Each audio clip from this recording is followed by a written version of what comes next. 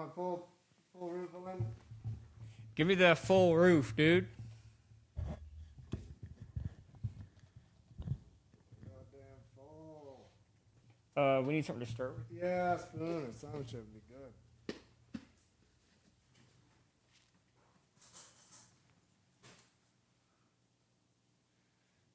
This podcast brought to you by C4. No, C4 sponsor. Sponsored by. Yeah, you know when you're using like crack tools to stir your drink, it's good. I use the rims of sunglasses a lot. Oh, I'm always got sunglasses. So that's Yeah, good. I think that works pretty good. I'm gonna leave that in there. Nice. You can put it in there if you want. Am I? How's Mike? Just to set it up so it's in front of your face in at least a way that A cigarette's length away. it could be How's the sound? You sound a little far. A little far. All right, let's see. We gotta get this up. Check. Yeah, you're good. Cool. Well, cheers. Cheers. Pre-workout and a motherfucking. To the worst podcast you've ever recorded. Let's go. Like I said, the last time I was drinking on this, it was literally I can't even watch it. I was like, this is too cringy to even watch. I say this episode is just us watching that fucking podcast. That sounds amazing. We put it on, and it's just, oh god, this is so hard to watch. Yeah. Yeah, it was cringe. It was literally an hour of us talking about abortion, just drunk as hell, trying our best to sound coherent. I mean, that's not enough time. You need more time. Is the problem. The time. But yeah, it's fun to be back in Austin. I haven't been back here in a while. Huh? In a while. When was the last time you were here? Was it that last stand-up run? Last stand-up run. That was fun. Were you must have come with Jared at some point, right? No? I don't think so. I don't think he's been back. Yeah, I don't think so. Because that stand-up run. was it ACL? We saw no. ACL was before that. Are you sure we didn't For sure. Okay, because we solved the economy in that weekend. Do you remember that shit? No, what were we talking about? Just how to fix the economy. What were we saying? You don't remember? Like I came back after ACL and we were talking about trading logs or wood for sheep or something. Oh yeah. You remember that? Dude, we were talking about Catan. And then they just found the key to the universe, the ocean. Mm-hmm. Solve the economy. Dude, I have that. I need to print that out. That's I have a big wild note. Yeah. Of all that stuff, just all the concepts and stuff, and it's probably crazy as shit. No, that was fun. I still like the stand-up weekend. That was funny as shit. Oh yeah, that was a blast. Your opening joke was the dog one, and that shit just cracks me the fuck up. Yes, yeah, it's nice. I think that's a good key. You start with just a absolute gonna hit. If you can get a short banger, just build a little confidence up there. It's always so fun. It was so fun to see people go, oh my God, that's terrible. And then over time, they kind of get the idea of what's happening. And they're like, oh, these are all terrible. I get it now. Yeah, you know yeah. What I mean? Yeah, I like the grunts and the groans and the Yes. fucking, what the fuck was that? Yeah, I need to bring back figure out. I know the joke that I did where the guy was like, Jesus, was something about a girlfriend. You did something about fucking a girl with a knife. Something. That sounds terrible when you say that. I think that was something, it was something like that, right? It was like, Yeah. I've been seeing this girl. And do you not have your set list on a note thing from the last time you did it? Yeah, but that's just like titles. The jokes are very bad when you're not on stage and it's like saying them in a joke format. You're right. When you just talk about the premise, it just sounds like crazy. You're like, oh, you know that bit about you fucking a girl with a knife, right? Yeah, I mean, and it's not quite that. Yeah. But yeah, like that's the thing about I don't tell people that I've been dabbling. Like I don't tell people other than like close friends or people that can like absolutely take it like that I've been dabbling in a little Comedy. bit of stand up or like Yeah. have some because if they ever ask for a joke, it's just like I cannot. You're like, oh yeah, like a fucking I cannot. at your job, and you got to go to the break room and be like, yo. Yeah, no, So absolutely not. my dog thinks I'm homophobic. Yeah. Yeah, that's probably like the most passable one, but even that, like people can just get. You think that one's passable? Well, but it's funny. Like, My most passable joke is fucking my dog in the ass. yeah, yeah. It's just like, yeah, it's less. I don't know. Maybe because it's not like a human, it's a little less crazy. I don't know. I almost feel like, can I go without headphones? I think I can, as long as we see the green bar going. Oh yeah, I mean, if you keep an eye on it, If you keep an eye on it, yeah. This ain't my job. Shit, I guess you're right. But no, do that. Oh, the headphones suck with the sunglasses. Yeah, but the sunglasses is not great. But Yeah. maybe it's because I had them. Let's see, left, right. Yeah, are you ever gonna do like chest mics, or you like these? You like the mic to mouth? Mic to, what the fuck's a mic to mouth? This thing, this big black mic in your face, like as opposed to like the clip-on. Oh, the things. clip-ons are. I kind of like this vibe. Yeah, I mean it's definitely cool as It shit. feels professional. It feels like we're doing something cool out here. You know what I mean? It does, yeah, I like that. But Yeah. I do also like those. You seen those Subway takes? yeah. That's a Hot great. takes. Yeah, the hot takes. The guy always goes 100% agree, 100% agree. 100% disagree. agree. Yeah. Yeah, I like those. I like those a lot. You got a hot take? Let's take his fucking thing. Ooh, What's a hot one? Oof. Let's see. A take that's actually hot.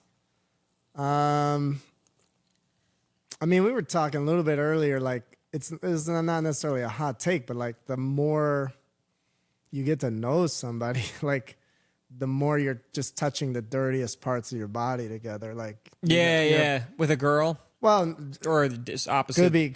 could be anybody, but Yeah, you know, yeah. like you meet somebody for the first time, you're shaking hands. What like your hands are kind of one of the grossest parts of your body because you're touching stuff. That's how we spread germs really well. But then, you know, if it is somebody you're attracted to, you take it to the next level. You kiss them. Yeah. Now you got fucking leftover food in your teeth involved, and breath and tongue. Kissing is very gross. I mean, it's pleasant, but when you think about it, It's pleasant, fucking but gross. thinking about it, it's Yeah. very gross. Like yeah. what's kind of interesting. I think is, I would rather rub my crotch against somebody else's crotch than kiss. than kiss them if I didn't know about STDs.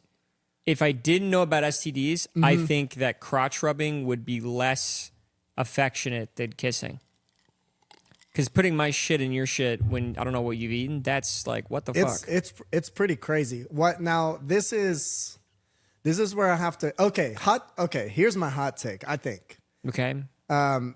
you know, sure you're rubbing the gross parts of your body. We got that. Everybody knows what we're talking about, crotch to crotch, and then obviously you're getting into ass play. But obviously, so here's my hot take: is a lot of people are going anti-alcohol nowadays, and I get it. I fucking get it. It's bad for you. It's a straight poison. But like, to me, the benefits just outweigh the cons. I I mean, mean, the benefits of alcohol? yeah. Like, I what do you 100% agree. 100%.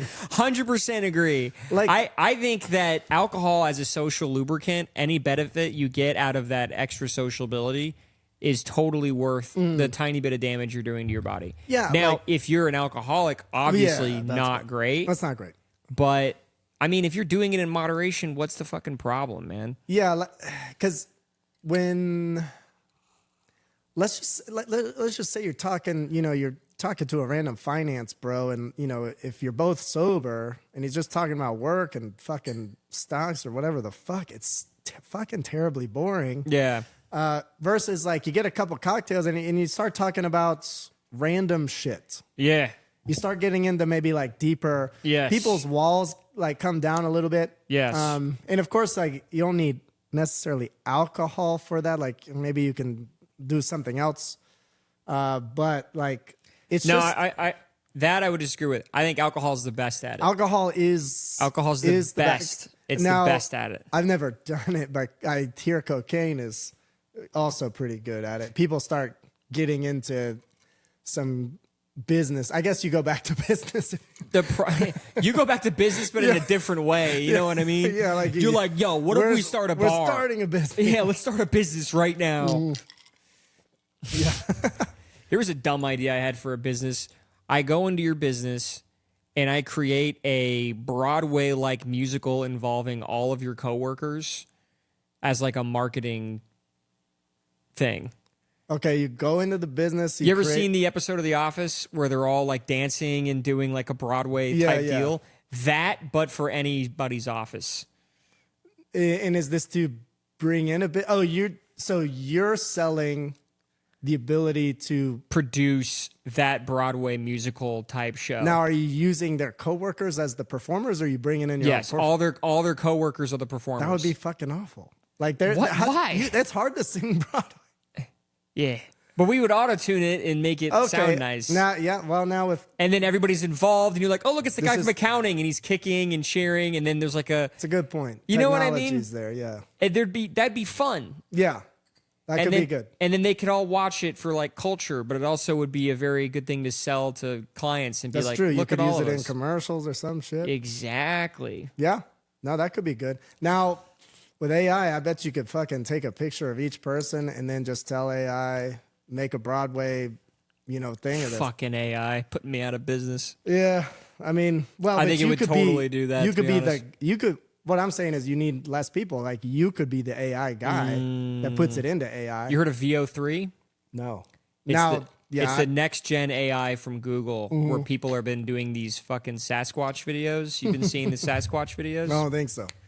You never saw a Sasquatch video? I mean, I've seen a Sasquatch, not the AI ones. The AI Sasquatch where he's like, a GoPro in his head, and he's like, hey guys, I'm out here on the woods, ran into something crazy, and it's like Sasquatch vlogging, basically. I might have seen it. Yeah, dude, yeah. I've been seeing these all over the place. Yeah, AI is getting crazy with like it's already getting, and then people comment this is fucking a trope, but like it's getting hard to tell like what's actually real sometimes. I saw one. It was an AI video of RFK talking shit about Donald Trump, and I actually totally bought it. I was like, oh, this is real. Well, like that's what's also crazy about AI is like our world is fucking crazy. So you're like, this could have happened. This could when Elon's like, yeah, Trump's on the Epstein list. It's like that AI was wild. Or real? Yeah, it's like, okay, you got a couple of fucking mega rich people going at each other. That was fucking wild. When he said he was on the Epstein list, I was frozen. Well, and so then you get like crazy shit. It's like, well, does RFK is he turning on Trump? Yeah. So yeah, it's we have it coming from both ends because like if it was more normal real life, you could tell like, but like because both things are getting crazy at the same fucking time, you can't tell what's real anymore.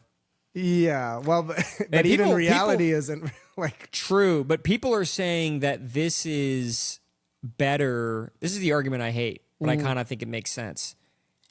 Back in the 90s and the 80s, everybody would just watch CNN or fucking MSNBC or some bullshit, like some news station, and that's where we got our information about the world. And they're saying that today in this like landscape of you don't know what the fuck is real, that's better than where we came from. Yeah, it's true. Like it, and I think it might be. You hope it makes people more discerning. Like, like, is this true? Is this real?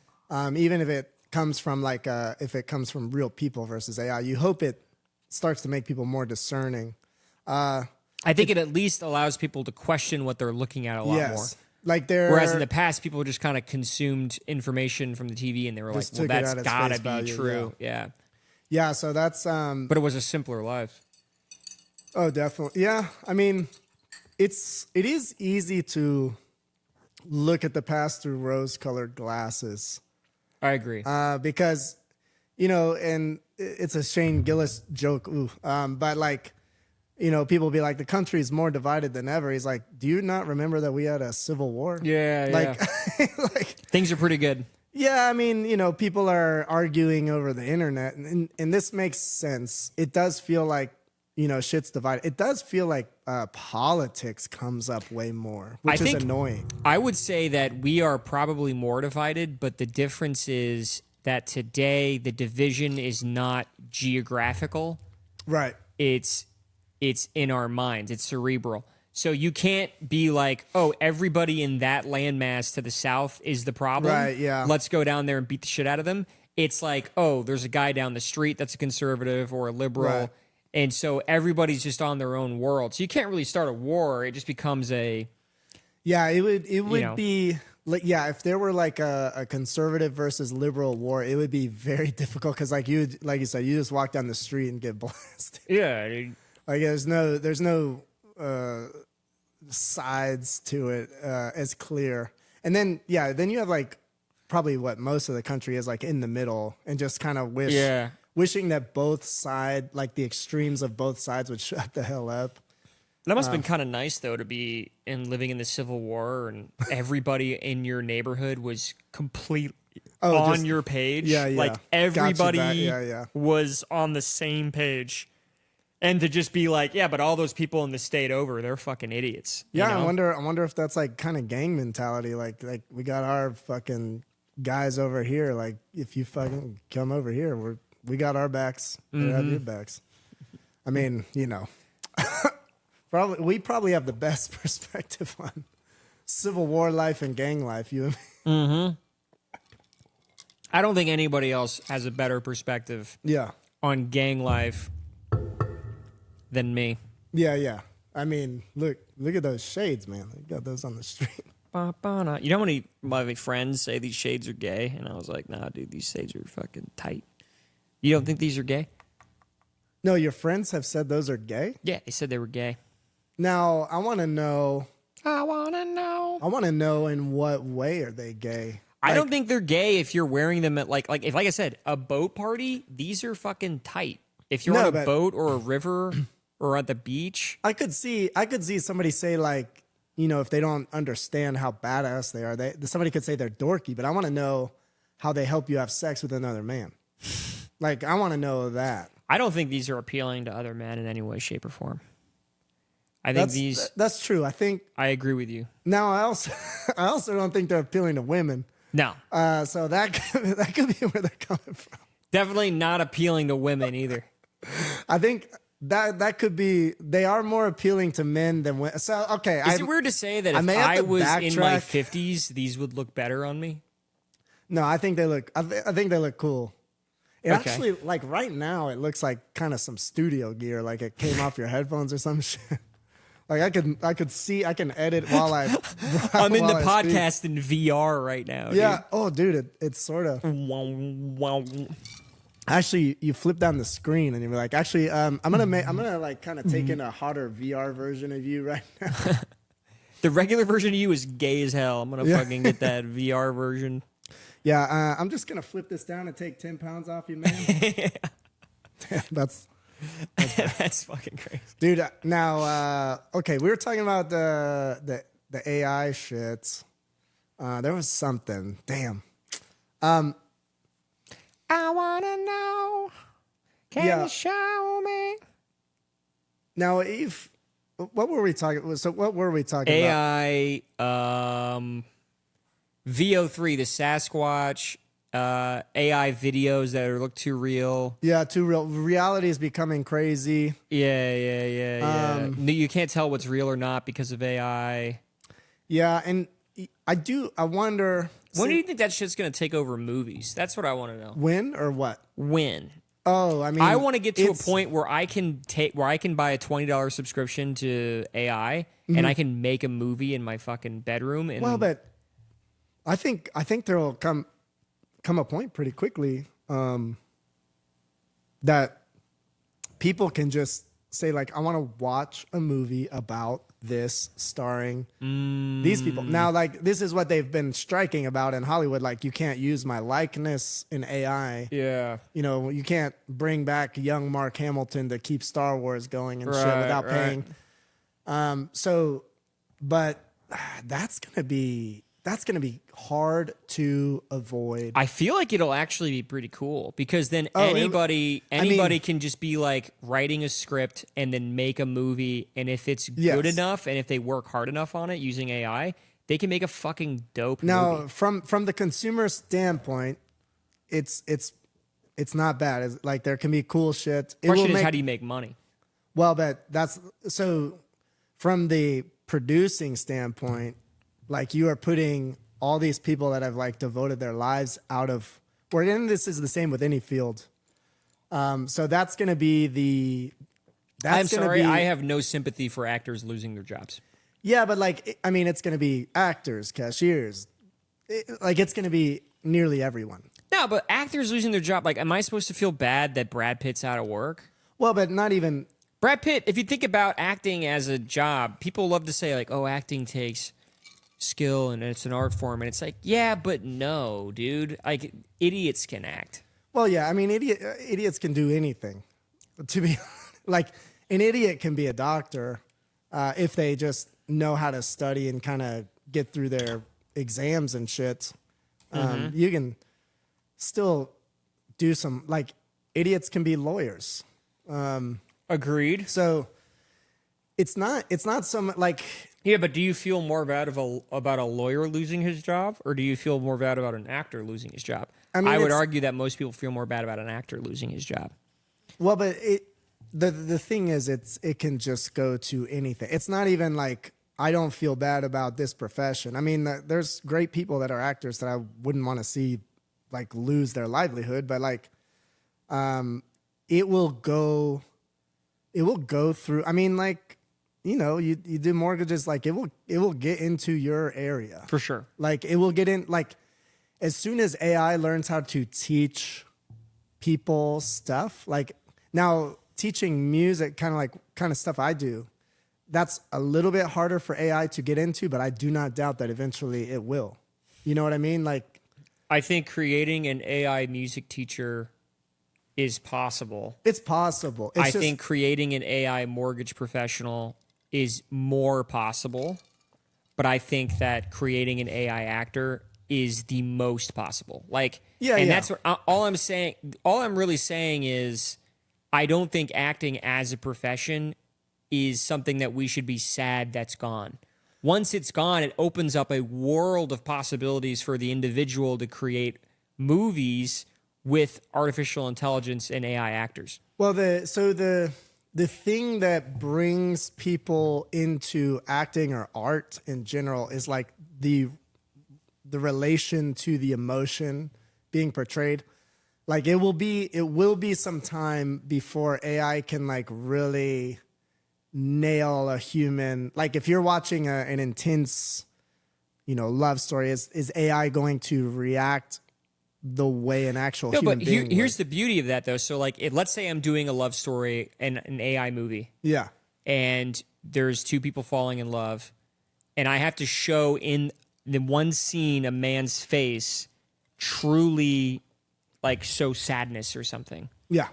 You can make tiny additions through the AI prompt, like in ChatGPT, like make his eye twitch a little, You can do these tiny microscopic edits as an individual, if you care enough about the AI movie that you're making, to make the AI character do those things, just like how a regular actor would do it. The thing is, it puts all the autonomy into one person, as opposed to a producer, an actor, and then all these other people. Well, I'm kind of talking like as if AI is running this thing. Like you're just giving a prompt, make this movie. Right. Like, yes, if there's human intervention, they can refine it. Mm-hmm. But then there's like that burden of this human is now asking the machine, the computer, to act like a human. Why not just use a human?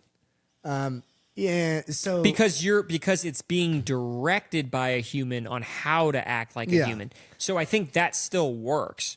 Yeah. Like it's the same thing as like writing. Writing is a perfect example right now. So when you're writing an essay, kids will use AI or ChatGPT to write an essay. And then you can go through and say, this piece here is not human enough. Make it like this instead. And you get into the nitty gritty and then you add the human pieces. Same thing with an AI video. Yeah. If I say create an AI movie of Dune right now using different characters, but similar storyline, different actors, it's going to come out a little bit weird, but then I can say, hey, on this scene, on 2 minutes, 30 seconds, make him like a little sadder, make his eye twitch, make him kind of slunched over, and you can add these prompts in little like details. Yeah, of course. But that's still, eventually, I think, AI will learn from that, and then like even that guy will be out of the job. Like even the... Oh, I disagree. I mean, the guy that's coming up with the idea? Yeah. I don't think so, man. I think AI can only do what it's being told to do very well. So far. I don't think it can create. It will dictate itself. It will. If I said make the best movie ever made, it won't be able to do it. That's a hard thing to ask anybody. Exactly. You can't ask a human to do that. Well, because they're all trying to do that. You can't ask a human, but a human has done that. That's the thing. Well, there is the best movie ever made. It's a little subjective. It's incredibly subjective. Yeah, I mean, like, because you could talk about biggest sales or like most pop, like. What? I mean, it's subjective, but you probably have a favorite movie. What's your favorite movie? Oh Jesus, I don't know if I can nail it down to. Like, artistic stuff. I kind of have. It's a hard question. I won't lie. Yeah. What's a really good movie that you're like, that's fucking good movie? And also, I'm terrible, but like. Oh, because there's movies, there's like actual good movies that are freaking bangers.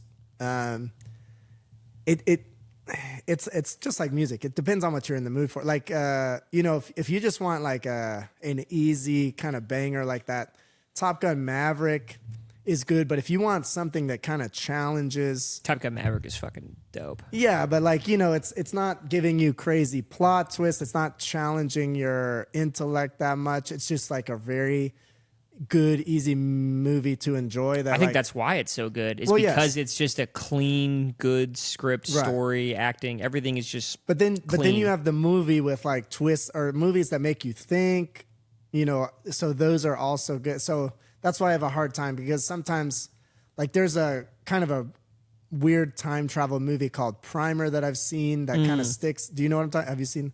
Like it used to be on Netflix. It might still be there, but it was an interesting take on time travel. But then you have like another time travel movie that's also kind of fun to watch, Interstellar. Yeah. That just has like some weird quirks, but I really enjoyed. What are the quirks in Interstellar? Just like the coming back into the bookcase was weird. It's the fourth dimension. Yeah, and he was accessing it through the fifth.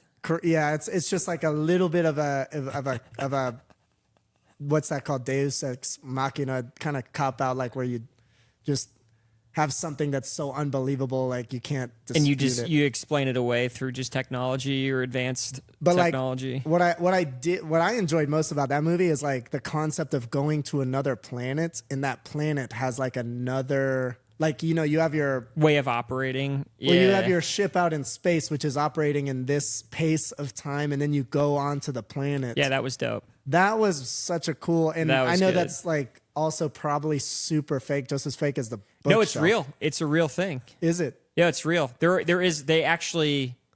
are planets that orbit black holes that operate like that. Well, where you can be so close to it, but then like as soon as you cross, 100% real. Is it? It's 100% real. Okay. Because when gravity is that heavy, light is moving faster, which makes time move faster. It's a relativity thing. Yeah. It is real, yeah. I mean, but like, that was just cool as shit. Like you're spending like a day on this planet, or part of a day, and then you go back up and the guy's like 20 years older or whatever. Yeah, like that was dope. That was cool. I like kind of interesting takes like that, more so than the plot of like trying to get your daughter to don't let him go or whatever. Don't let me go, move. Yeah. But it felt relatable, I think. Yeah, is what they were going for. And it was, it was interesting. Like at the beginning of the movie, the books are falling. They're like, "What the hell is that?"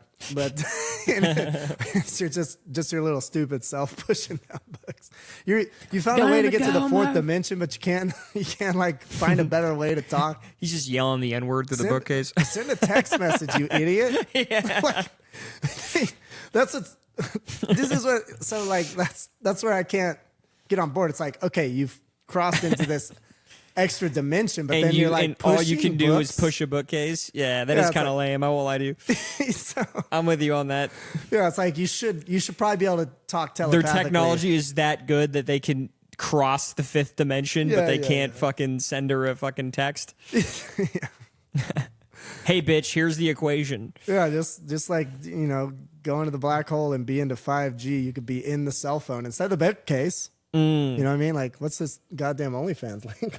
That's funny. OnlyFans. Oh, god damn it, my daughter's on OnlyFans. Yeah, that's great. Dude, that would be Be okay. so funny. All right, premise is Don't do it, Murph! And she's like taking photos of herself.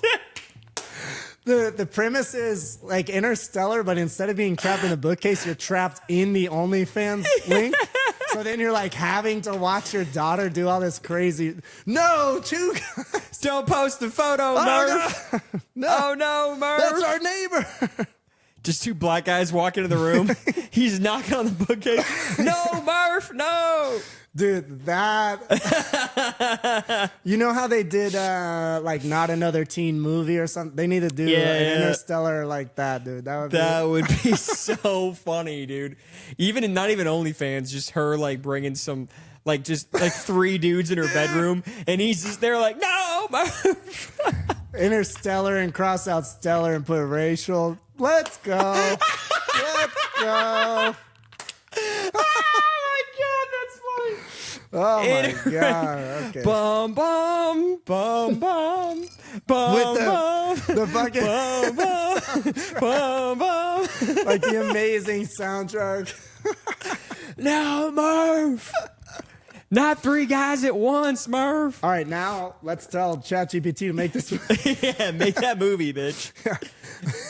I'm surprised I've never seen a porno like that. Just fucking. Well, I don't watch enough, but I bet it's out there. I bet it's out there. I bet if you search an Interstellar Dude. porn, there's A spin-off of Interstellar called Interracial is the funniest thing. You think it's just now? This would also be another fun catfish. Like, so the porn title's name is Interracial, Yeah. and then people think they're just gonna get regular interracial porn, but then it's like a whole sci-fi space time travel. They have to suffer through all the fucking beginning shit, like, and then go and get their way to the fourth dimension, and they're like, when do I get to jerk off? When do I come? This is Yeah, crazy. You better. It's a lot going on here I wasn't expecting. Yeah, you better get turned on by like intricate time. Someone concepts. watching the porn, but then they get lost in the plot because it's kind of good.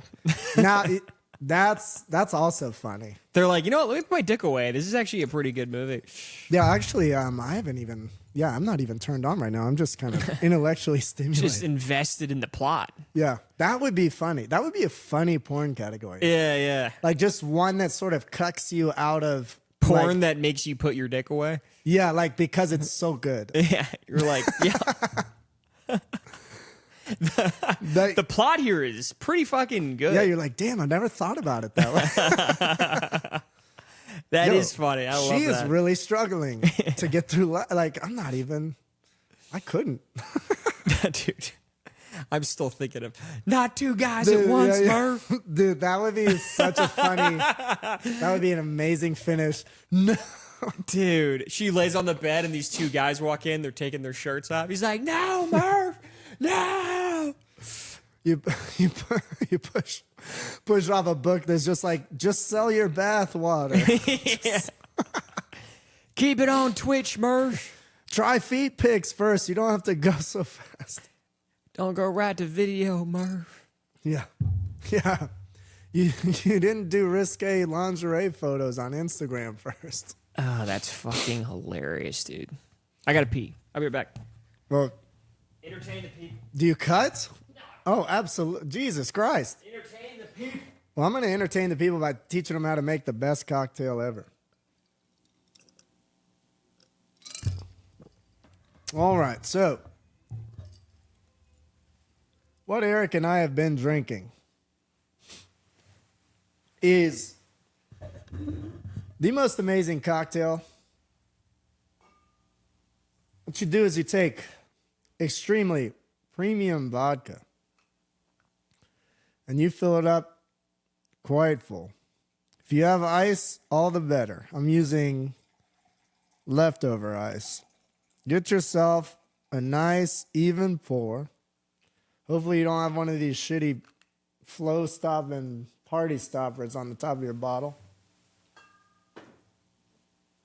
But if you do, suffer through it. Now, if you want a little help mixing, you take, not a sponsor of the show, but you got C4 here. For those that hit the gym, you'll notice this is a pre-workout. And what this is going to do is give you a little bit of a Red Bull kind of energy, but you also get recovery, electrolytes, vitamins, minerals, shit like that, because it's supposedly supposed to help you build muscle, but you do that. Now, we've already full scooped, so I'm going half scoop here, because too much caffeine can give you problems over time. And then you go get water, and since Eric's back, I'm going to go fill this up with water. You got... I got a good amount. I'll refill in a sec. Trying to get the dog over here. Mina, come here. Mina, come here. She's homophobic, dude. Oh, hey. You want to come up here? Come on. Come on. Ooh, yep. When you go half scoop, I forgot that when you go half scoop, you don't get as much flavor, so then it just tastes more like booze. Yeah. Actually, I can't even taste. I put so much vodka in this, I don't even taste it. The vodka? Yeah, not even a little. Oh, nice. You don't taste the pre-workout? I taste the pre-workout for sure. Oh, but you don't taste the vodka? I don't taste the vodka, and I put a fuckload of vodka. Well, but that's what's amazing. So here's my theory on this type of drinking. Of course, mixing caffeine and alcohol is questionable. But people are drinking Red Bull vodkas and shit like that. So if you're going to do caffeine... Is there a lot of caffeine in C4? I mean, it's probably like 160 milligrams or something. Pretty standard. What is that compared to a cup of coffee? Dude, I don't know how people measure caffeine in coffee because... Oh, it says full scoop is 200.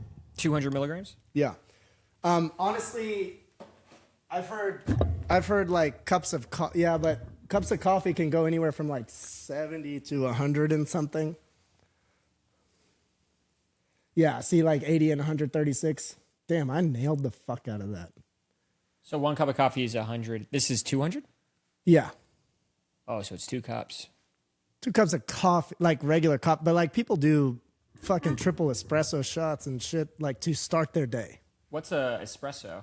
Espresso shot? Say how much? Yeah, how much caffeine's in a shot of espresso?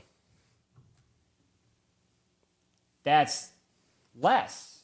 Well, but people do doubles and triples. But yeah, I mean, have you made yourself coffee? No, I don't drink coffee. Okay, but have you ever made it? Just the instant.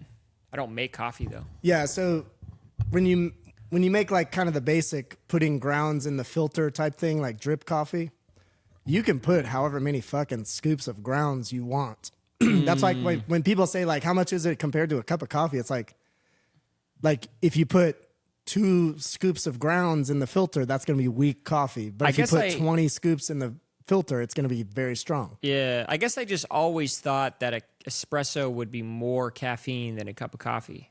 But it seems like again, it's not. I think, well, but hold on. What'd you Google? What is that Google? Does it say how much caffeine is in a shot of espresso? How much caffeine is in an espresso shot? So that's 64, and then in a scroll down past like because this is just averaging because it's got to be a range. Yeah, like 60 to 100. Okay.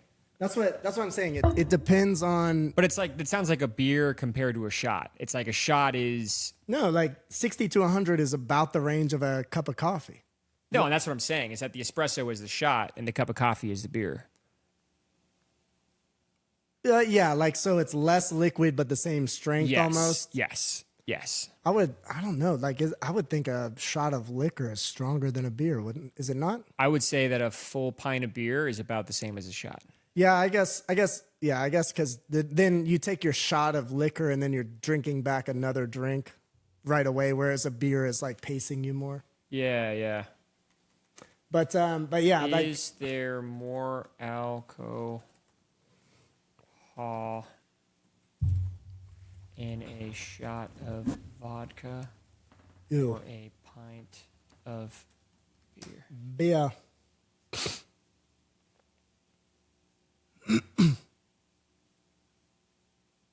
Yeah, and then Yeah, it's about the same. yeah, shots are just kind of quicker. Yeah.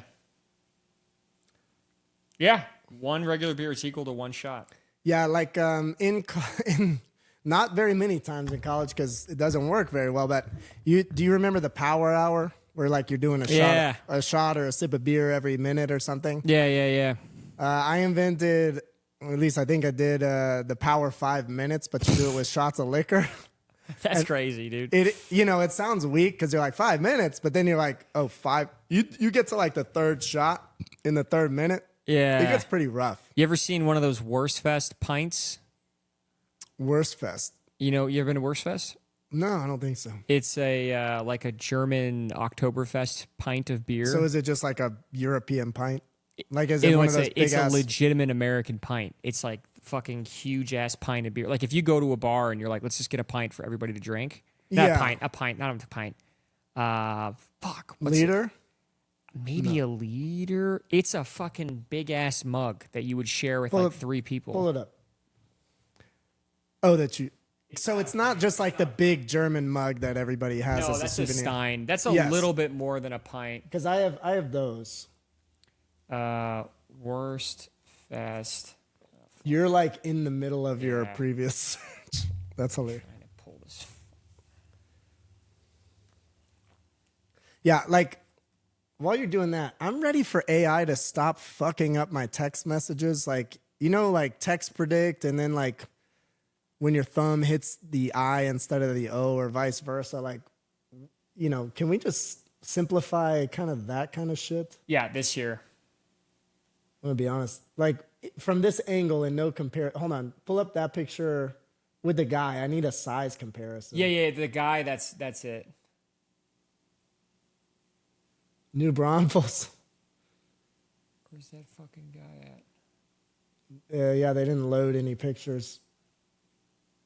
Oh, I know what it is. It's like a slideshow.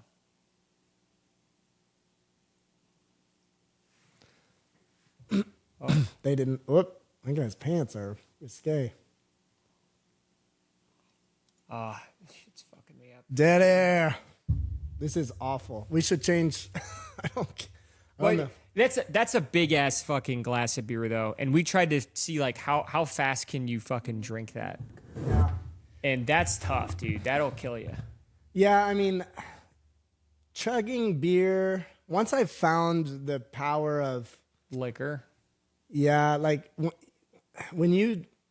because you drink so much beer, and like, of course, that's gonna dehydrate you more and get you feeling worse the next day, in my opinion. Yeah. I know some people can tolerate like drinking 10 beers versus like, I fucking hate it, dude. I hate it too. Like you're just peeing and burping and feeling bloated the whole time versus 2 of these drinks and I'm lit. I feel the same way. I would much rather do liquor. Yeah.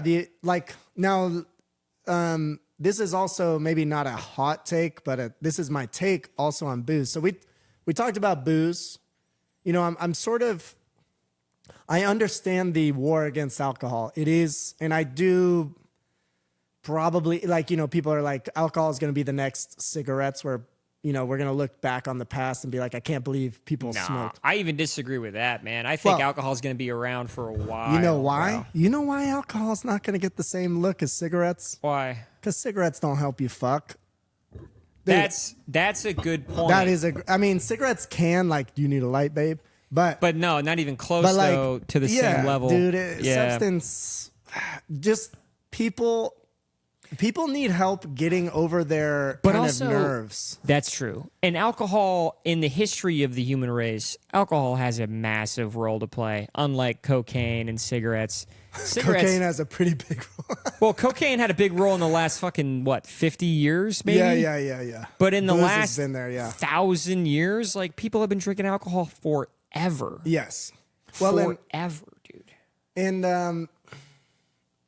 I don't know. This is probably terrible, but, like, I don't know about you, but anytime I've had, like, at least, like, buzzed sex versus sober sex, like, completely sober sex is fine, but, like, you're a little buzzed, like, for me, because it takes away my inhibitions. Not that I'm Makes you like, looser, less self-conscious, like, Yeah. you know, like, how do I look in this lighting naked or whatever? It's just like You don't care. Yeah, it, like, kind of takes that away, and it just like breaks down the walls a little bit for anybody involved. Of course, getting too wasted is crazy, but Right. But yeah, so that the war on booze is questionable. Not, I get it, but it's like, hey, take it easy, man. Hey. I like to tell people, you probably wouldn't have been born if it wasn't for booze. Like, your parents probably wouldn't have had your ass. That's probably true. I mean, it's like... sex with a little bit of alcohol, I think, is... Well, but, like, even just... It's important, yeah. The courage to go up, like, you know, the courage for your parents to have met. Well, even not even the meeting aspect. I mean, it just kind of makes things happen. Like, even with someone you've been with for a while. Yeah. It's going to be like, all right, we're feeling pretty good. Up, Let's get like, loose. People are like always fascinated, like, you know, like MDMA therapy, you take like a little microdose and then you can like have a more honest conversation. It's like, I think alcohol's been kind of doing that. Yeah. Of course, you can overdo it. Like, I think with MDMA, it's a little too much. Well, but it depends. Like, it depends on how much you take, just like alcohol. I think with MDMA, it's like, I kind of want to be talking to somebody else that's on MDMA also. Well, yeah. With alcohol, I can be a little buzzed and still be like, oh, it's a totally sober person, and that person and I are going to be vibing hard. We're going to be talking all night. It's if you're talking to somebody who's stone cold. If you're drunk, if you're buzzed and talking to somebody, it depends on how you are. But like, if you're drunk and talking to somebody, it's probably the same effect as. But if we're also talking about the potency and the damage of certain drugs, I'd much rather get drunk one night and hang out with a dude than do MDMA every night and talking to some random person. You know what I mean? Well, but those are two different. Like, if you're talking about getting drunk one night versus MDMA every night, if you're talking about getting drunk every night, it's also damaging. Even doing MDMA once a week is like, what are you doing? Well, yes, but also that's bad because you build up a tolerance and then your serotonin gets drained and all this shit. But it's kind of the same with booze. Like, if you're drinking like every weekend, every week, like kind of heavyish, you're building up a tolerance eventually. True. And then you have to do more. It's all causing different damage. I mean, but I would argue that alcohol is moderately less damage if you're doing it in strides. If you're not, see, the thing is, you're thinking if you're going hard in the paint, alcohol will fuck you up. If I have a drink or two once a night every week, that's not that bad. That's really not that bad. It takes its, like, I think. Well, but I think you have, and you know, like we are kind of like thinner people. Like, our metabolism is a little bit higher. I think if we had slower metabolisms, like, we would get the alcohol bloat a little bit more. Maybe. No, not maybe. Like, the people that come Sure, on I'll agree with you. I'll agree with you. Like, there's a real thing to that. Like, and there's a loaded maybe. I meant I agree with you. Yeah. Yeah. Oh, is that what maybe means? I agree with you. Yeah, I'm in there. I'm in there. Tell all the girls that. No, maybe means yes. Oh, so maybe's a yes. Oh, yeah. Eric said so. No, but so, like, I think, I mean, and I'm kind of fortunate that I don't get super hungover. Like, even if I go real hard in the paint.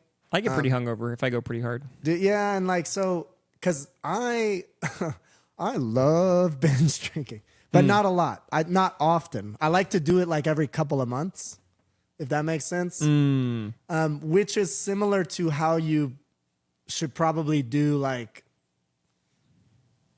drugs. Is like not not super frequently.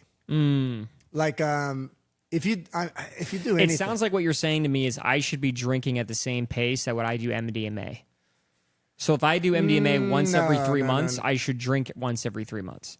No, I mean, and I don't disagree. I disagree with that. I say I didn't. Well, but you just said I said that, and I'm saying actively. I'm actively saying no, I didn't. Say okay, then my bad. I'm saying like me personally, the way I like to drink, I don't like to drink frequently.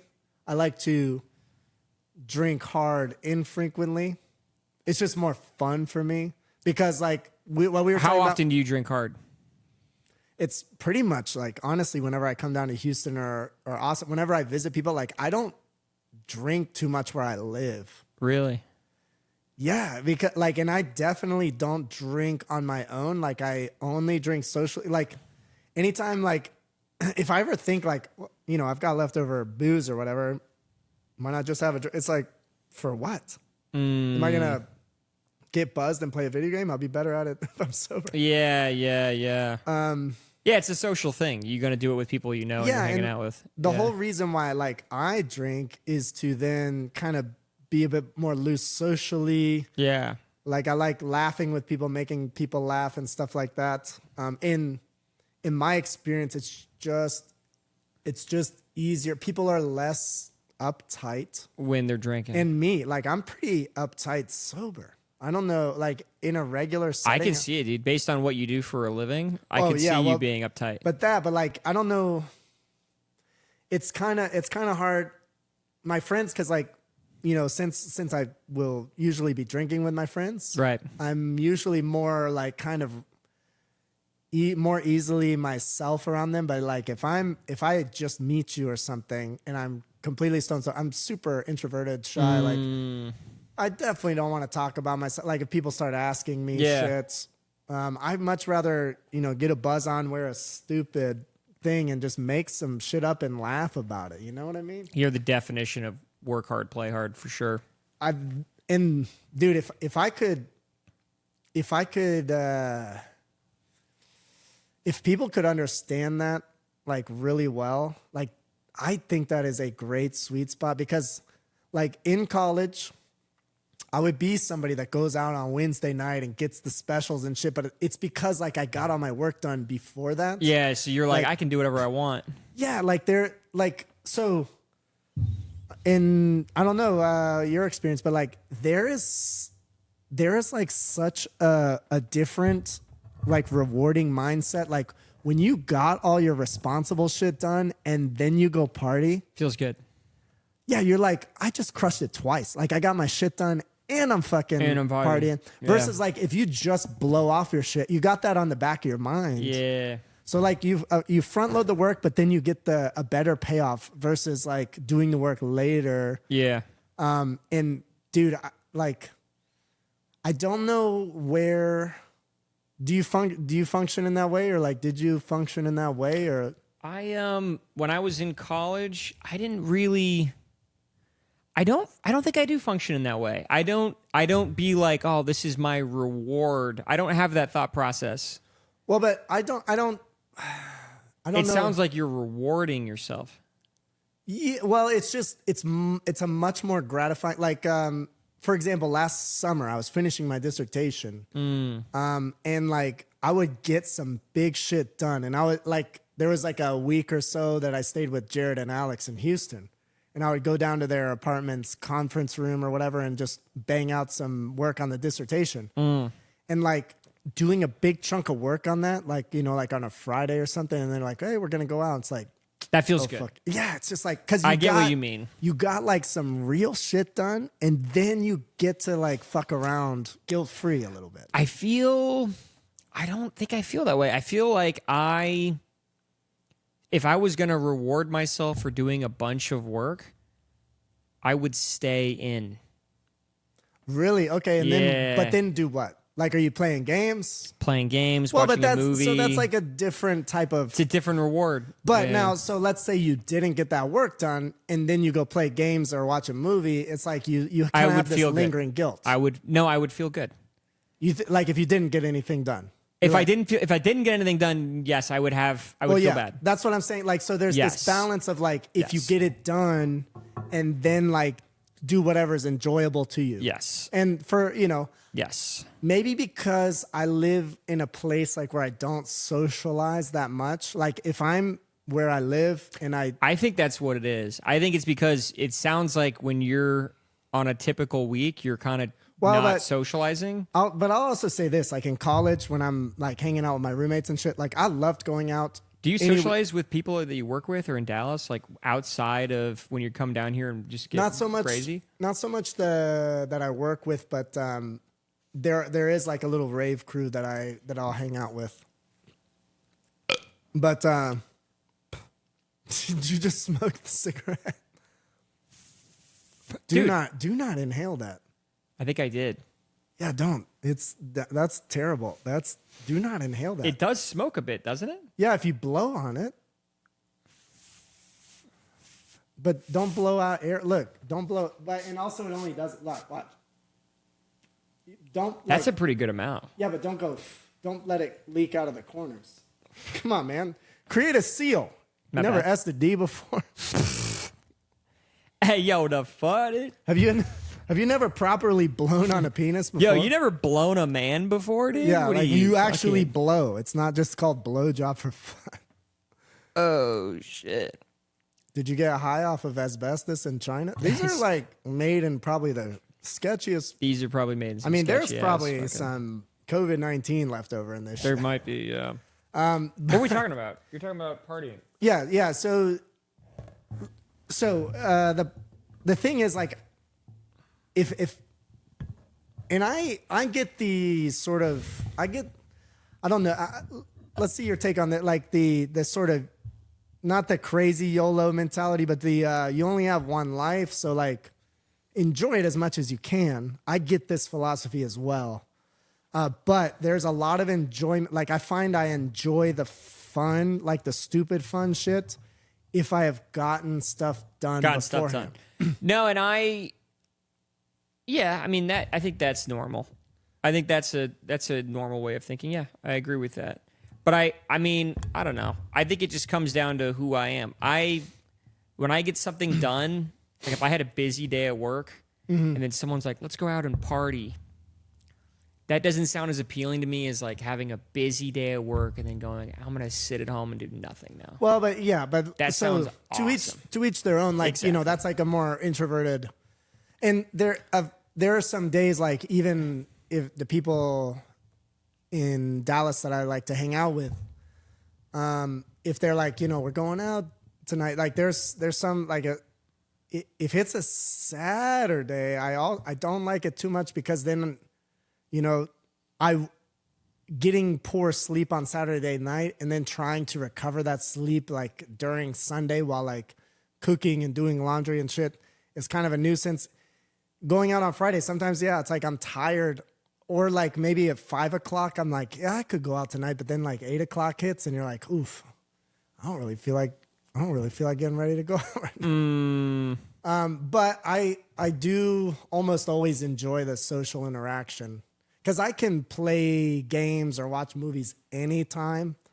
For me, this is just my thought. I completely understand. Like, I have summers off, so then.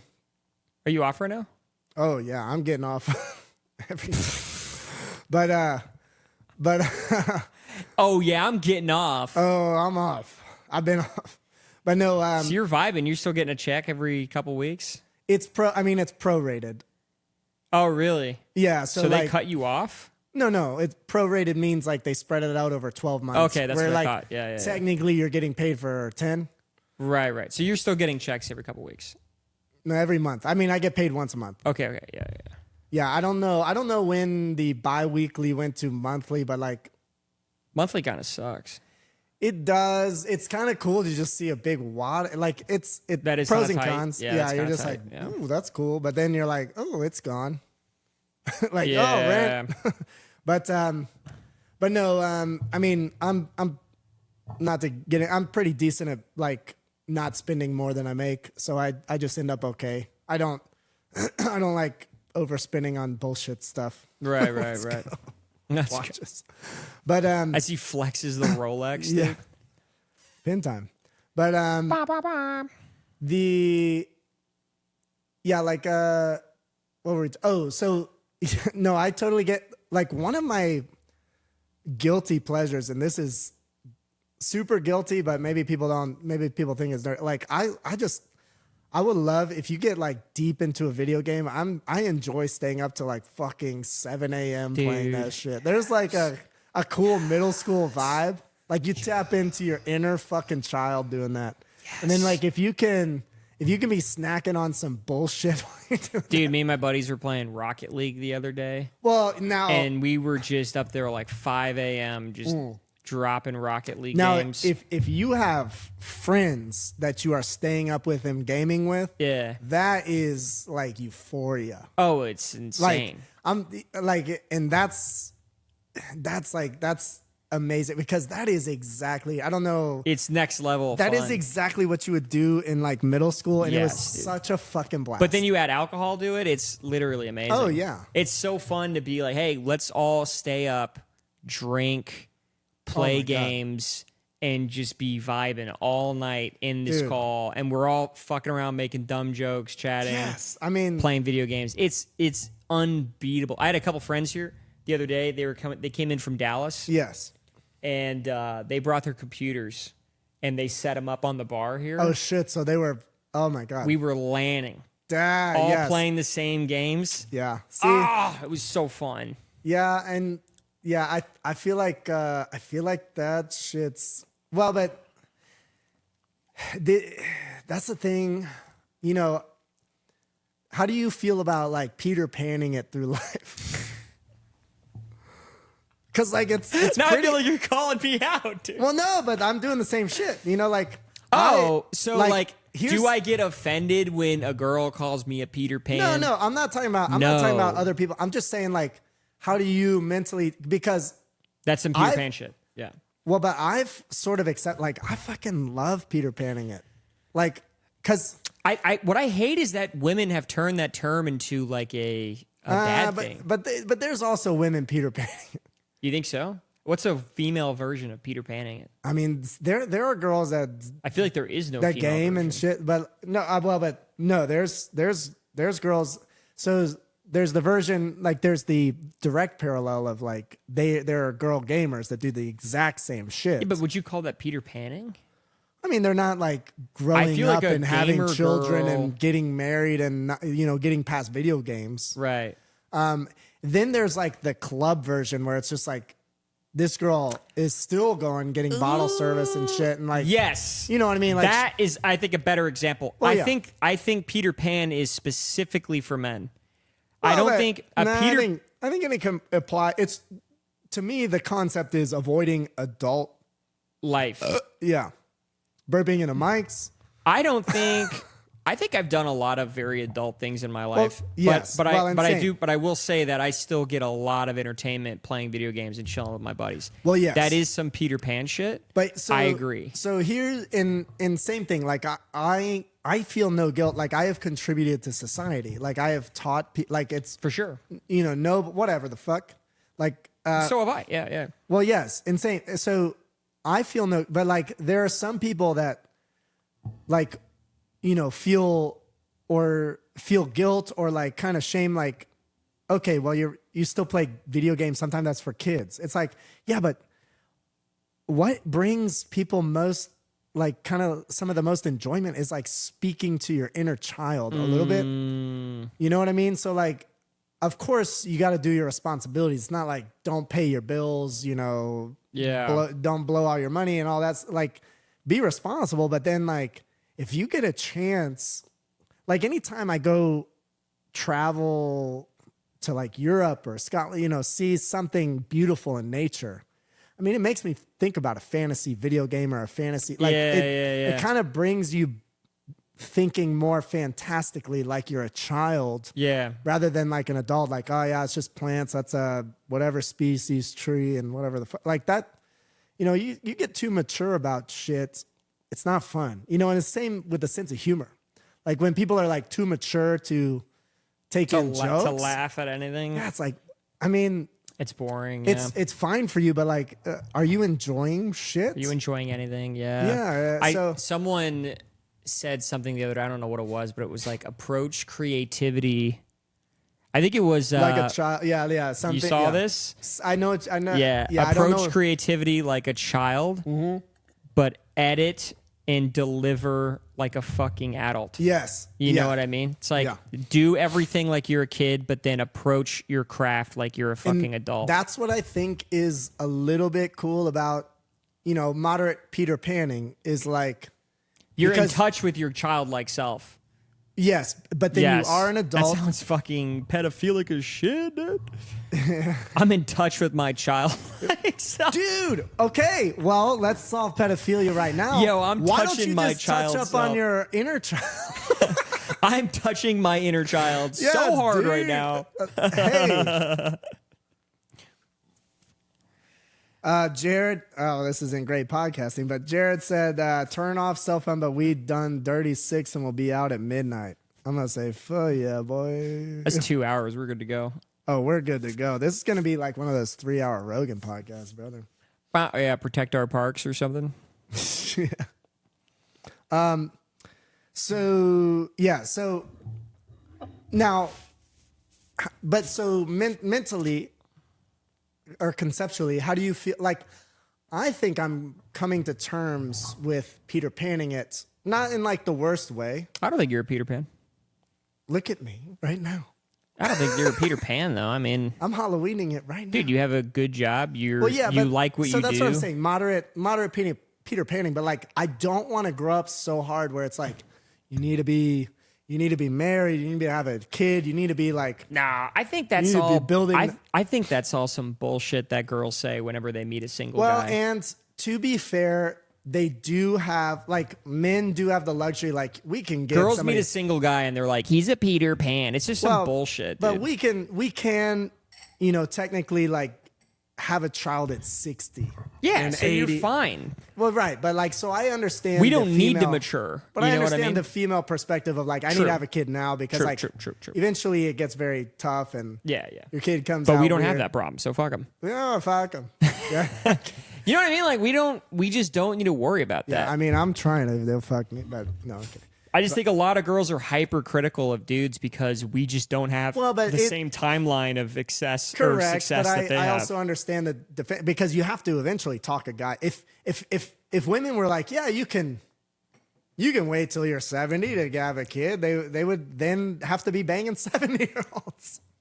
And even if I was a chick, I mean, I don't think I want to. But judging by Al Pacino's life, I don't think that's totally behind him. He's rich as fuck. Yeah, but you have what, 30, 40 years to figure that shit out before you become Al rich Pacino. And famous, yeah. But it's like, dude, he's an actor. It's going to be taken over by AI, according. Yeah, but he found the niche in his time. It's true. Yeah, I mean, like he lived his best life in the generation that he was given. We have plenty of time to figure that out as well. All right, now don't forget what we were talking about because I like this shit, but I got to take a piss. So you entertain. You make yourself. You teach people how to do a pre-workout. Okay, so, okay. Yeah, it sucks, doesn't it? This is not great. This motherfucker bought some gas station vodka, so we're gonna figure it out. This is Troika. Почему ты никогда не говоришь по-русски? Это Тройка. Водка. Я пушил водка. Я нравится водка.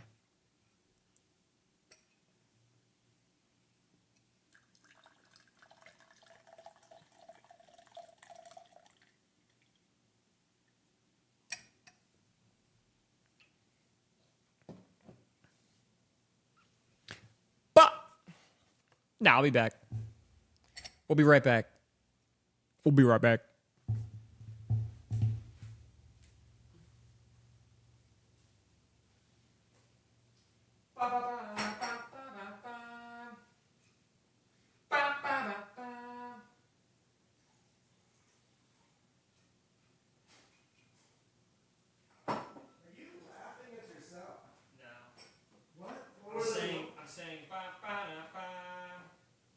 You left the podcast by itself. No, I said I'd be right back, so it's okay. You have to edit this. Yeah, I'll edit it. The power of editing is real, bro. Did you put more booze? Yeah, I got more booze. All right. It's about another double shot. Now, look at that. Look, the tuxedo sitting down does not look as good, but like standing up. Standing up looks pretty good. Looks pretty good. Oops. Wow. How many times have I bumped into the microphone? The one downside of the sofa cushion I have is that it sort of angles you back. To look fat as fuck. Yeah, so it angles you back. I need one that kind of angles you forward. Yeah. Yeah, I So look. that it looks a little Do I look huge? It shows a lot of leg, I think. Well, but my legs are fine. Your what? My legs are great. Okay, well, at least you're not insecure about it. Come on. I'm wearing a tuxedo. Come on, baby. It's Captain fucking Handsome, bro. It's Captain Handsome, bitch. Captain Handsome. Thank you, Britney Spears, for being crazy as shit. Yeah, tight, sick, tight. But Tell us some Captain Handsome shit. yeah, I mean, it's just. What do you want, the philosophy or The philosophy's good. Yeah, what's that? I mean, I don't want to give away the fucking secret, but like, guys, if you're not wearing a tuxedo whenever you go out, you're fucking up. Yeah. Go get a tuxedo, wear it out. Like, it's anytime I put it on, like to go out, or if I'm at the wedding or whatever, it's just like, I look way better now. Mm-hmm. And people treat you as, you can be, now the shades help, but if you're wearing sunglasses and a tuxedo, you can be quite wasted. Mm-hmm. And people still think you have it together. Like, as long as you're not kicking shit over and like slurring too hard, that you could be. It's crazy how true it is. It is amazing. So it is. It's funny to see you walk into a pool with the fucking tuxedo on. Yeah. Like people think like you're respectable, and then you do that, and then like you're still in a tuxedo when you get out, or you're in there. So they're like, this is a gag, it's a joke, but also, is he damn, just a baller? he just looks so good. Yeah. So it's it literally feels like a party superhero. Yeah. Sorry. Nice, tight, sick. Yeah, super cool. Tight. But yeah, so I don't know. I've back to what we were talking about. Like I've kind of come to terms with like a light Peter Panning. Like I don't, like I do find that things like video games have to be pretty fucking good for me to be into them now. Like I will play some. What do you play?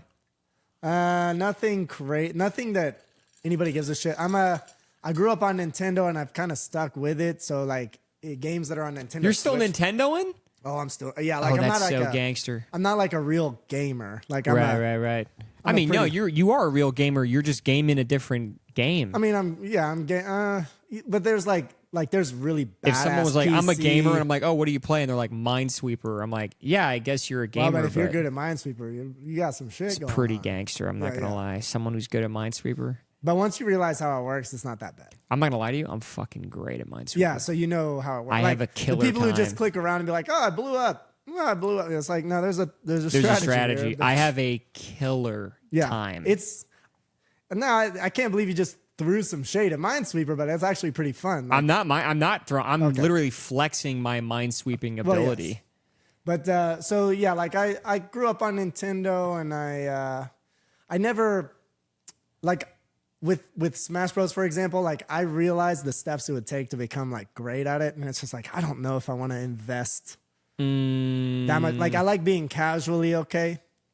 But like to beat like people that play in tournaments and stuff, like you have to practice and put hours in. Yeah. And it's just like, I don't know. And and I've played like Call of Duty. Like when you start playing online and you start playing people that are exceptional. serious, Yeah. it's cool to see him work, but it's just like I'm not. It's still wild. Yeah. And I'm competitive enough to be like, I don't want to get my ass whooped. So like, but you also don't want to devote your life to something. yeah. So like, I don't do the online subscriptions. Damn, you're playing fucking bots then, dude. I know, and bots suck. But Bruh, so what the fuck? that's bruh? where it's just like, yeah, kind of. So for me, the ideal game is sort of like, story driven. Like I like the Zelda Breath of the Wild, Tears of the Kingdom. I like the Final Fantasy VII remake, even though I haven't played it, but I think it's coming out on Switch too. I might get it. Yeah. Zach Reeves. It's a shout out. Keep going. Zach Reeves. That's a buddy of mine. He loves Final Fantasy. Oh my God. Yeah, dude. Like, this is, I don't even think I should say this, but like I watched like the first game because it didn't come out on, it's like a PlayStation exclusive, I think. Right. And PC, but like I watched, so I just watch people play it. Like on Twitch or something like that. Oh, I do that all the time. I man. know, but we don't say it out loud. No, but dude, that's fine, dude. It's not a big deal. It's fine for guys. I love the like, amount of shame you have around gaming. Well, no, not gaming. You but act just, like it's jerking off or something. Not gaming, but like I will say, because like I made, wait, no, this wasn't in the podcast, but like, how I said like watching sports is a form of cuckold. Oh, you think watching gaming is even worse? I mean, watching gaming is the same form of cuckold. Like I'm not playing the game. I think it's not as bad at all. It's your understanding a narrative of a game but it's through the same someone with sports. else's eyes. It's the same as watching somebody have sex. It's the same. No. Oh, hold on. I gotta talk to you about this. Okay, talk to me. You watch someone have sex. That's cuckolding. Yes. You watch someone. I don't watch somebody. You watch somebody have sex. Sure. Yes. You watch someone play a sport. I would still get the cuckold analogy because when you're watching someone play a sport, it's like look how manly this guy is and look Now how I'm confused athletic. how you don't see the analogy reaching to video games. No, but video games is not a sport. Video games is a narrative. Someone is compiling a narrative, a story. Video game is sort of sport. Hold on. It's a story. But not all of them are story driven. Like you watch. True, but you're talking about Street Final Fighter. Fantasy. Final Fantasy is story driven. So, yes. If you told me I'm watching Street Fighter, yeah, you're kind of a cuck. But you're not doing that. You're watching Final Fantasy. In Final Fantasy's case, yes, I'm mostly watching it for the story. Not a cuck. Well, but then also when like I see the person doing the combat, I'm like, I fucking wish I could be that guy right now. Like, because the combat system does seem cool. I like the action RPG. Still not as cucky as watching someone play football. I agree. But have you ever, what's that one with the kid and the girl and the guy and they made a TV show, HBO, about fungus that Last takes over? of Us or Last some of shit? Us. I watched that whole thing on Twitch. Amazing to watch. Yes. And the like, story's fantastic. So this is what I'm talking about. Like for those types of games, it needs to have a banging story for me. Yes. Because like, I played recently and it was pretty fun. And the game is well fleshed out, but like Xenoblade Chronicles X. Do you know anything? Okay. Nope. So it's like a big open world type game and it's cool to explore and stuff, but the story kind of blows. And it's just like, man, this could have crushed because it has like very awesome sort of Breath of the Wild exploration. Like you have these different lands and things. It's not as open as the new Zelda games, but it like there's like amazing landscapes to explore and these cool creatures and stuff. And you get to eventually get into some mechs, like sort of Gundam like mechs and all that. Yeah. So like it was cool, but the story was kind of dud. Luckily, the gameplay like keeps you going. So like that kind of stuff is a bummer. Like it's always super awesome when and Final Fantasy VII has that like awesome crazy story. And then like what they're playing with the remake, of course, is like your expectations of how it compares against the original. I mean, are you into Final Fantasy VII at all? No. Oh my God, get into it. Like if you like Last of Us and stuff. I love The Last of Us. I don't know. I don't play enough storyline games because it's a big commitment. To me, it's almost like watching a TV show online. Well, right, but it's a huge commitment. You have to watch every episode, a bunch of stuff. You got to commit hours to it. But it's cool. You have a great gaming PC setup. do. Why don't you get the PC versions of this game? Yeah. But you also, I feel like correct me if I'm wrong, but you use your PC gaming more socially. Like you play with people online. Yes, very yeah. social. So that's a different vibe. I love that vibe, by the way. Like, yes, I would say that, like, especially throughout my 20s, my PC was my main social moment. Like, I would socially get my social attention 20s, through like my after PC. college. After college, yeah. Okay, yeah. Like, I wouldn't go out to bars that much. I feel like I do that more now. Same. I just go on PC and I'm like, all my friends are here, all my buddies are here. We're all playing a game. We're all doing a thing. Now, this is the place to be. Because maybe you feel different. To me, like the formative video game years are like middle school. Like that's where I fell in love. Yeah. Like fell in love with video games. Like I would agree. For me, I'm older, but like Ocarina of Time was coming out like while I was in middle school. Yeah. And like my friend, and that's not an online game, but like my friends, we would come back and be like, "Where'd you get to yesterday? Where'd you get?" And it's like, "Oh, bitch, you're still stuck on the water temple. You're such an idiot. What a loser!" And like, you have to use the guide. What are you, stupid? What are you, dumb? Yeah. So like that was fun. And then like Smash Brothers 64 was coming, and that would be like the sleepover game. Yeah. And like just people chucking controllers across the room, like because you're just spamming bullshit. Dude, in middle school, the big game I remember playing was Luigi's Mansion. With people or no? I used to play. It's a one-player game, but I used to play it at my buddy's place because the story was so good. We would just kind of like watch the other. It was okay. The story was so good. It was okay. Luigi's Mansion. That was GameCube, yeah. I played Luigi's Mansion. I mean, dude, I had to say this. There's way better. I mean, Mario 64 is a better. Mario 64. You ever play Mario Sunshine? I didn't, but Mario Sunshine was so good. I've played it, but I've not like played it through. Yahoo! But Luigi, I mean, like Luigi's Mansion, the story is okay.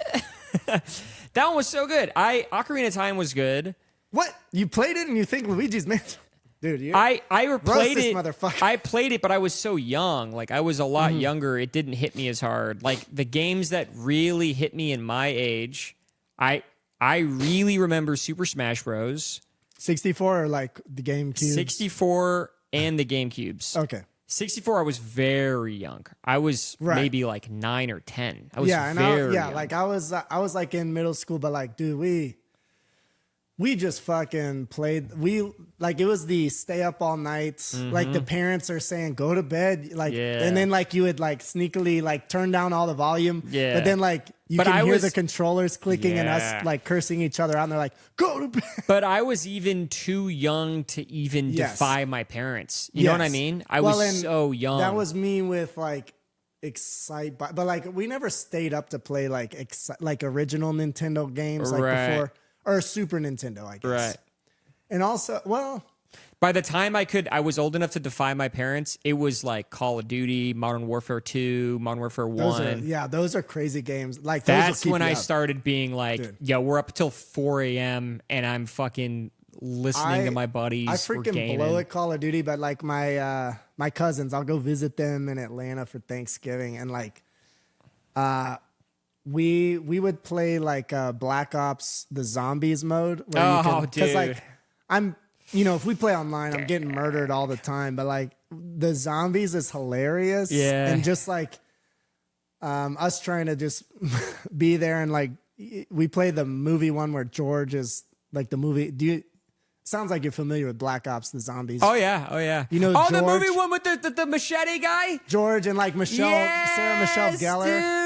Dude. So like the horror movie on the ice map. Yes. Oh and my like, god. He's saying all these stupid lines, so we're just reciting these lines. Let's go. Yeah. It's just. I love that one. Do you remember some of his lines? Yeah, like, dude. I remember for your close up or some shit. Yes, dude. I was in love with that. Dude, me and my buddies used to go so hard on the Call of Duty Zombies. The first post. That's a fun co-op because it's like kind of low pressure. It's low pressure, but it's also, it can be so high pressure at the same time. Once you get into like 20 rounds, you're just like, okay, dude. We're here. Don't fuck it up. One of the first Facebook posts I ever made on my Facebook was me playing Nazi Zombies, Keener der Toten. Oh, yes. That one is crazy. Yes. Yes. Keener der Toten, Nazi zombies. I got to round 125.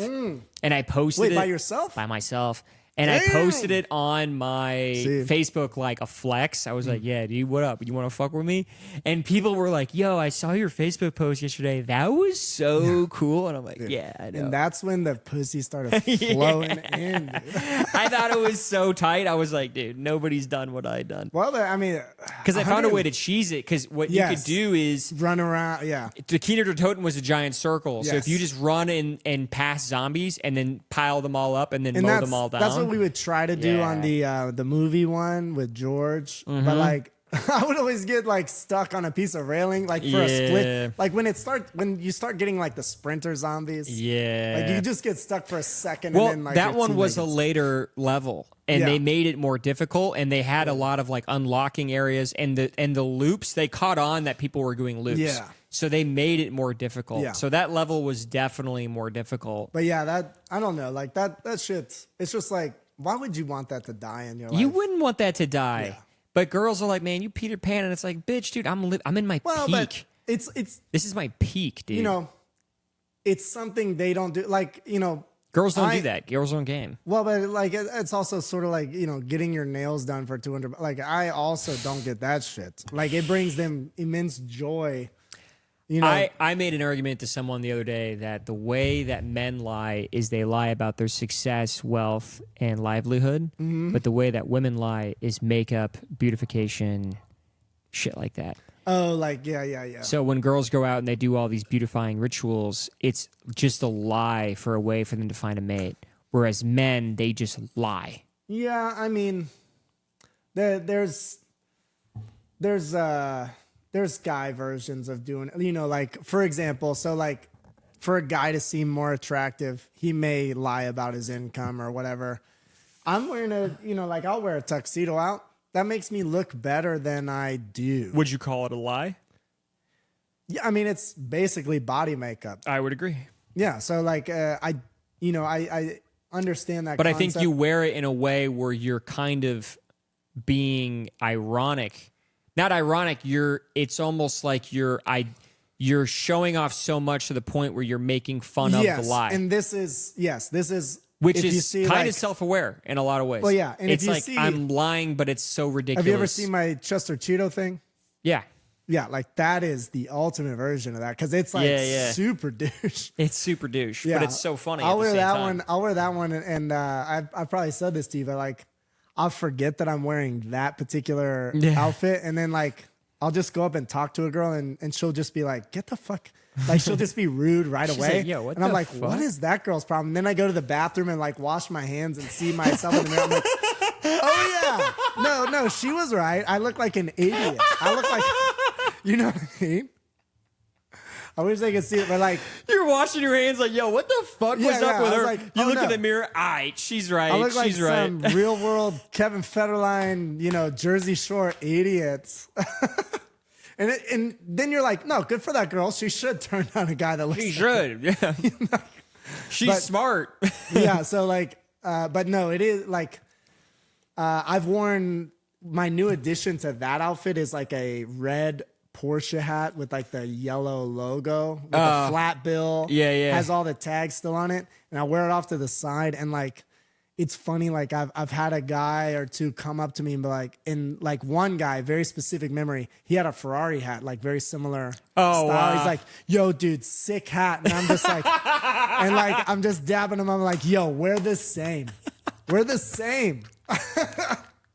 And I'm wearing like Dude, Cheeto we're pants the and a Cheeto fucking jersey, dude. in the It's- most ironic way. And he's like, dude, you look yo, sick as fuck. Yeah, I'm just dude. like, God damn, dude. I'm Bro, sorry. tight. Like, you know, I was hilarious. but Dabbing him up. A part of me felt bad because I'm just like, you're a fucking idiot. I'm literally making fun of you. Yeah, and like- you don't even know. Dude, or like I've had people when Will and I were at the airport, Yeah. wearing the watches, and like I've had like people legit into watches be like, yo, man, that's a sick ass That's watch. so And I'm just dumb. like, hey, oh thank- my God. you know, can you imagine being like legit into something but not realizing that like something is completely fake? Just making fun of you. Like, because these are like as cheap as you can get. Like these are $15. Yeah. But like somebody who's into like 30, 100 grand watches is like, yo, that's a sick ass watch. Yeah, but they're also probably just doing that to have a conversation. No, you like- don't think so? I got to pee so bad. Hold on. I Again? gotta pee. Okay. Hold on. Well, who's your sponsor? Entertain the people. We got to do a commercial here. Eric, who would you want to sponsor the podcast? I'll call him up right now. Does P. Terry sponsor podcasts? Use coupon code BLOW ME to get a big steep discount on P. Terry's.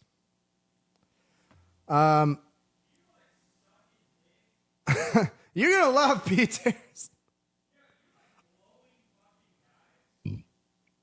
You're also gonna love P. Terry's. Do you have an iPhone charger Lightning? Do you have an iPhone charger Lightning? Like not the USB-C, but like the one before that? Yeah. Love it. Are we able to bring the charger over here in case Jared and... I think so. Maybe not right there. Well, but there's an outlet somewhere over here. There's an outlet right here. Yeah, there's an outlet right here. Let me unplug half right these here, microphones. Let me unplug all these No, don't microphones. unplug that. Let me unplug. Oh, you have a third? Dude, should we have had a third person? Yeah, I can do 4. Dude, let's go.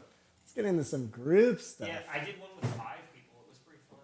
Yeah, that would be fun because then I wouldn't have to talk so much. I'm kidding. Talking gets tiring. No, I feel like we're doing good. Like talking to you is pretty easy. This is already fucking fun as hell. I don't mean to sound gay. No, this is fun. We're doing a great job. I do mean to sound gay. It's Pride Month. We're doing great. This is a good one. Until you go back to edit it. Everything's good. No, dude. It's all fun. It's all vibes. Motherfucking Captain motherfucking Handsome. Dr. Captain Handsome, you bitch. My bad. I heard this guy do a joke the other day. It cracked me up. It was a black guy. I have to preface. Okay. And he goes, "What Are did you about they-" to drop the N-word? No, Okay. I'm gonna drop the N-word, but not the actual N-word. So Okay. what he says is, he goes, "What do you think they called the first black doctor?"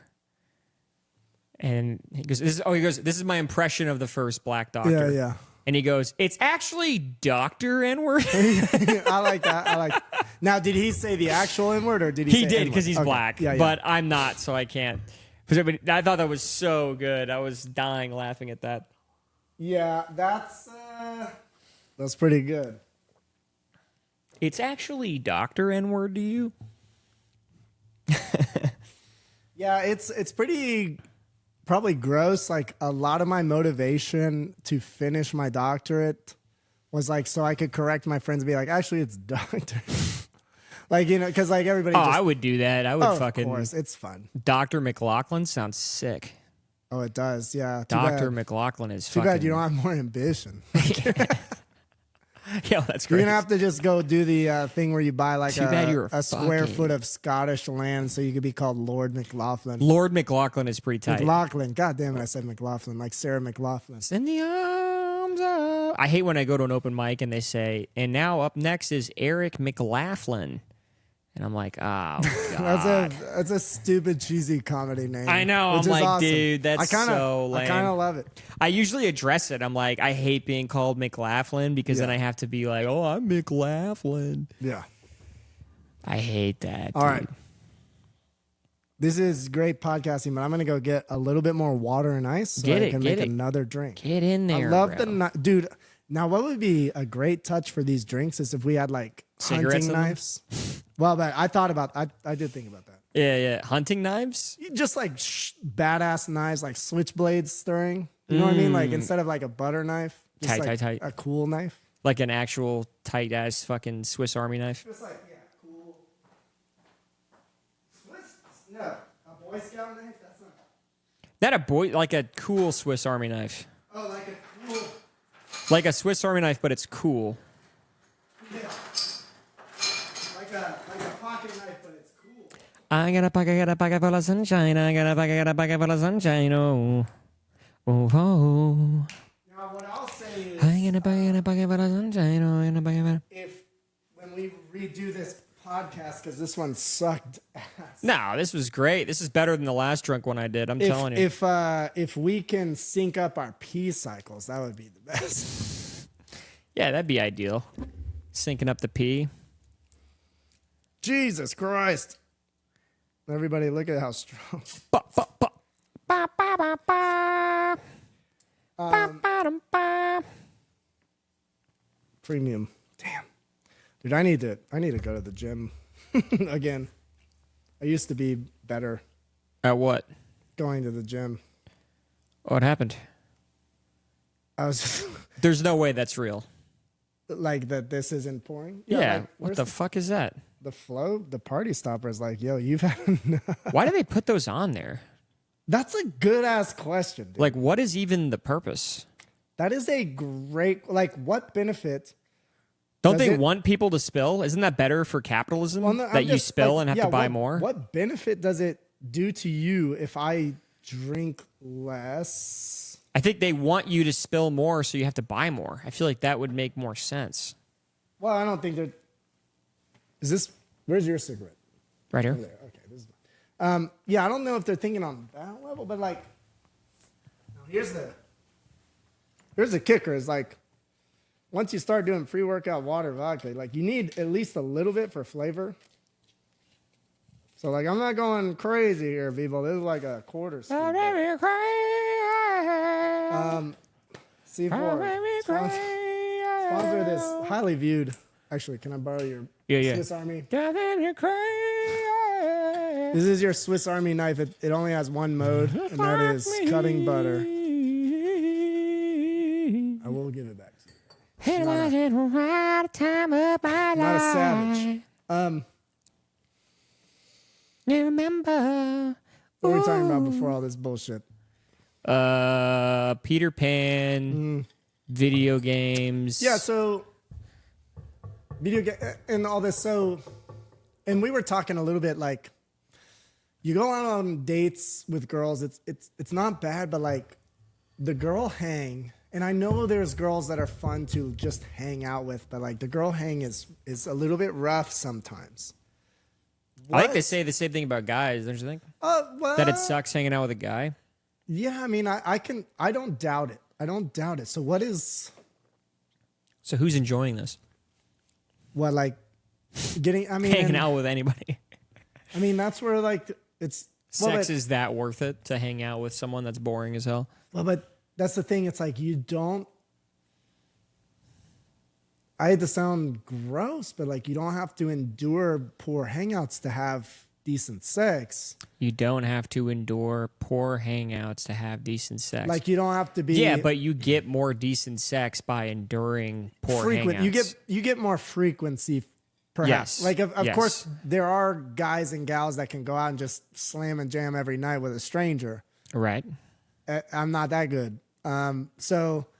But it's an interesting conundrum and there, like I said, there are girls and guys, like I'm sure the same vice versa, but like there are people that are fun to hang out with, but it is hard to find. They're probably already taken. Like if you're fun to hang out with, you're probably locked up.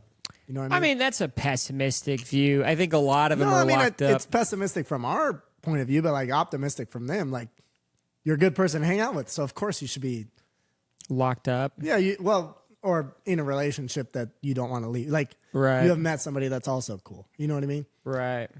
So it's like if you're cool, you deserve to be with somebody cool, and you deserve to be with somebody earlier. You know what I mean? Right, right. So it makes sense to me. I don't disparage people for that. Yeah. I don't know. I think, yeah. I mean, if you're partnered up, a lot of people get partnered up in high school, college, and then that's it. They're good High for school's life. crazy to me. High Like, school is crazy. Yeah, I agree. like- college makes more sense. Have you not like crazy track, but like have you just ever seen like any of your high school crushes, like what they're doing and who they are now? Yeah. Yeah. Isn't it always just be like, man, I'm kind of glad that didn't work out. Yes. Yeah. I would agree. Yeah, it's Anyone I've was attracted to in college, I'm like, yeah, I think it was for the best. Now I haven't. Which makes me feel better about my life. Where did you go to college again? Texas State. Okay, is that like I went to University of Florida, so it's like it's just the people who I met there, for the most part. Like, of course, there's people like that I kind of friended and still lightly, or just at least see their posts. I don't keep up with them necessarily, but it's like college, for some reason, like I don't see as much of people who I knew in college online. You see more of the high school people? Maybe not. Maybe not. Where you check? Are you an Instagram guy or are you a Facebook guy? I didn't do Instagram until like a few years ago, like less than 5 years ago. I would agree. I've done the same. I only got into Instagram like maybe 5 years ago. In Facebook, like I did it like, I don't know when. I'm old enough to where like you had to have had a college email to join Facebook. So like I didn't have Facebook in high school or anything like that. I had Facebook in high school. That was probably the main one in high school. Okay. And then middle school, I was doing MySpace. Hell yeah. Yeah. Were you doing MySpace? No, I never did. No, like as far as online shit, I was always late to the game, and I'm still late to the game. Like I've never done TikTok, Snapchat, the other thing. I got into TikTok right away. I remember when TikTok came out, I was like, this is going to be big. I remember thinking like, this is huge. Well, and you're right about that. It's just, and I'm probably fucking lame for this, but I'm always like, I always sort of feel like I'm anti-establishment when I'm like, I don't stream movies. I don't do, Netflix, Hulu, or whatever the fuck. I don't do Snapchat. I did Instagram because like I'll do some bullshit and my friends and stuff are like, oh, this is funny. You should, post it and stuff. So I made like, and it's kind of lame, but like I would meet people out and they'd be like, what's your Instagram? And you don't want to say I don't have one. Well, and I would say I don't have one and then be like, what's your number? And it's like you text and it's like, well, this is boring. Right. I think Instagram is a really good middle ground to see what somebody is doing with their life. Yeah. But here's what I found. Like, I don't give a shit. Like, cause like I do enjoy following like my real friends, but like I recently just like kind of deleted, and I don't have a big following by any means or anything. Only 3.100. Let's go. But like I also just like I really got tired of seeing like people who I met like once, like their stories and shit. And now that's all you see. Well, but their stories are uninteresting. It's just like I don't give a shit what you ate today. Right. So then like I'll unfollow them. I feel it's weird, the guilt that you feel like, well, this person's still following me, but I'm gonna unfollow them. It's just like I legit. It's like if I don't think we're gonna meet up ever again, I'm gonna probably unfollow. You know what I mean? But I think that like if you're following a fuckload of people though, they just kind of blend into the noise. Well, yes, and that's what I found is like I was getting and I'm talking less than 1,000 followers or following less than 1,000. Yeah. Like I don't know how people do multiple. Like you have real accounts that have like big ass followings and shit. But like even like just hundreds, it's like you have hundreds of people that like you're not going to interact with again.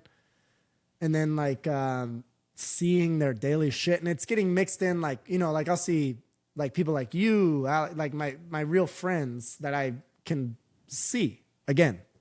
Like I'm more interested in that. Like I don't want it blended in with who I just met yesterday and talked to for like 5 minutes. Right.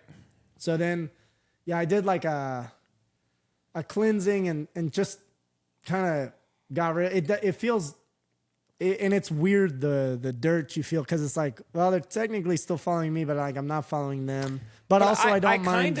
I like to see something that my friend is doing peppered into like my typical real bullshit. You know what I mean?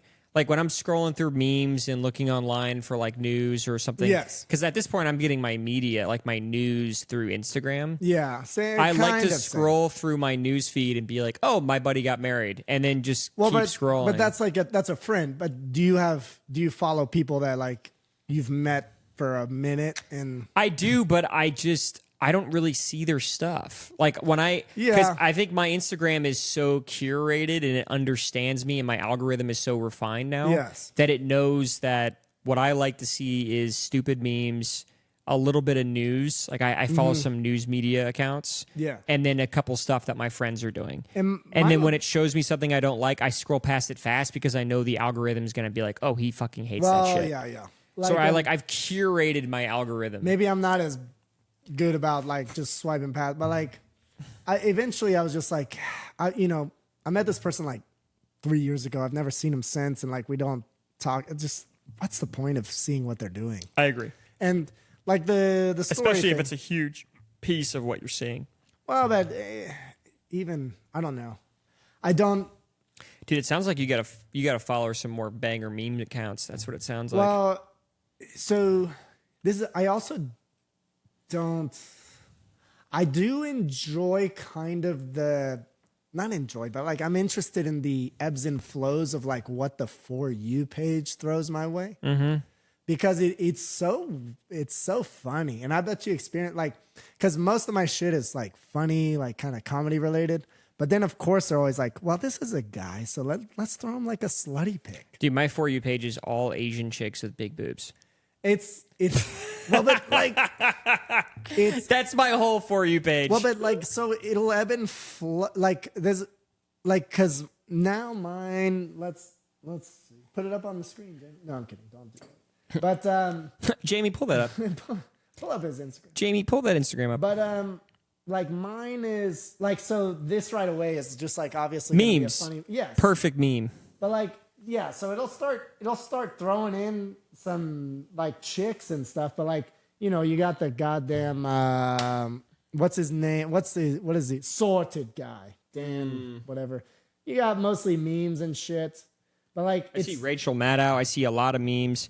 Dude, mine has so many boobs.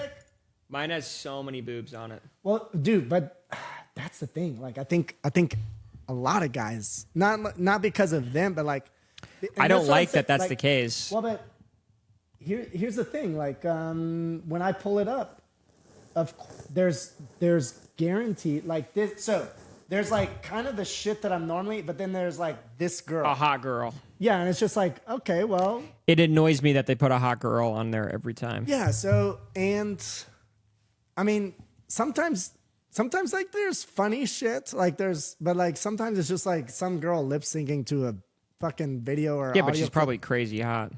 I hate that those girls.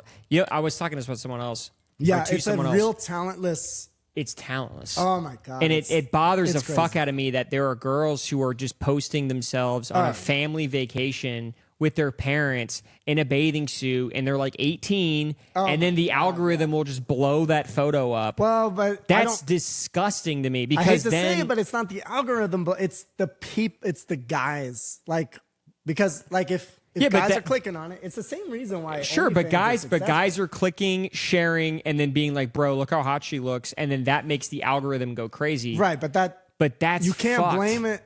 Yes, but it's it's the old OnlyFans debate. Like people are pissed that girls are making bazillions of dollars on OnlyFans. I don't think I'm pissed. I just think that they should know that this is a weird world we're going into. Well, where every chick has an OnlyFans and has a price tag over her head. The same could be said for like people ripping profits on Bitcoin. This is also a weird world. Yeah, it's weird. Yeah, I agree. So, while I am not like go do OnlyFans type of person, I can't, if somebody's making bazillions of dollars on OnlyFans, like, there's a lot of pathetic guys out there. I don't, if they're willing to pay, like fucking, I don't know if it's real, but like the Sweeney bathwater soap. Did you see that? Yeah, it's real. That's fucking nuts. People are buying that shit for real. Well, people are buying it, but like it started with Twitch girls and people buying Twitch girl bathwater. Well, I know people, but like a major movie star celebrity, Right. making kind of like a weird kinky type of item like that. It's sort of like if Anna Del Armas sold farts in a jar, like she would make bank. She would make bank. But like it's like. But the thing, I think it's more foreign to guys. What do you mean foreign? Because that could never happen to a guy. You could never. Oh do yeah. that. But here's the thing. But as a guy, like here's the thing. As a guy, well, but if you found out you could make $100,000 a year selling bath water, I would. you would do it. Of course. But that's my point. This is to women's credit. They don't fall for that. Like, because, all right, let's say you buy Sydney Sweeney's bath water soap. Yeah. You wash yourself with it. You're getting nothing. You can eat it. You're not getting nothing. You don't use it. You fucking worship it. That's Whatever. what you do. You're getting nothing. You fucking pray to that shit. You're like that dude from Dune. You're just looking over the bathwater like, meow, you know what you meow. would get more from than a bar of Sydney Sweeney's bathwater? Like, is just looking at a picture of her. You know what I mean? Like, I would agree. But some people love the idea of course, it's an interesting, but like, okay, let's get real. How much? Okay, let's say she really gave the company Sasquatch or Squatch or whatever it's called bathwater. her bath water. I think she did. Okay, so let's She say really she did it. Yeah. Okay, how much bath water do you think's in each bar? Like a drop, just to say. I mean, how many bars of soap did they sell? I mean, it may not even be her actual bathwater. It could be a total lie. Oh, it could. I mean, It definitely. could but be like, distilled water for sure. correct, but like, there's no way to. But like, so let's say it's legit bath water.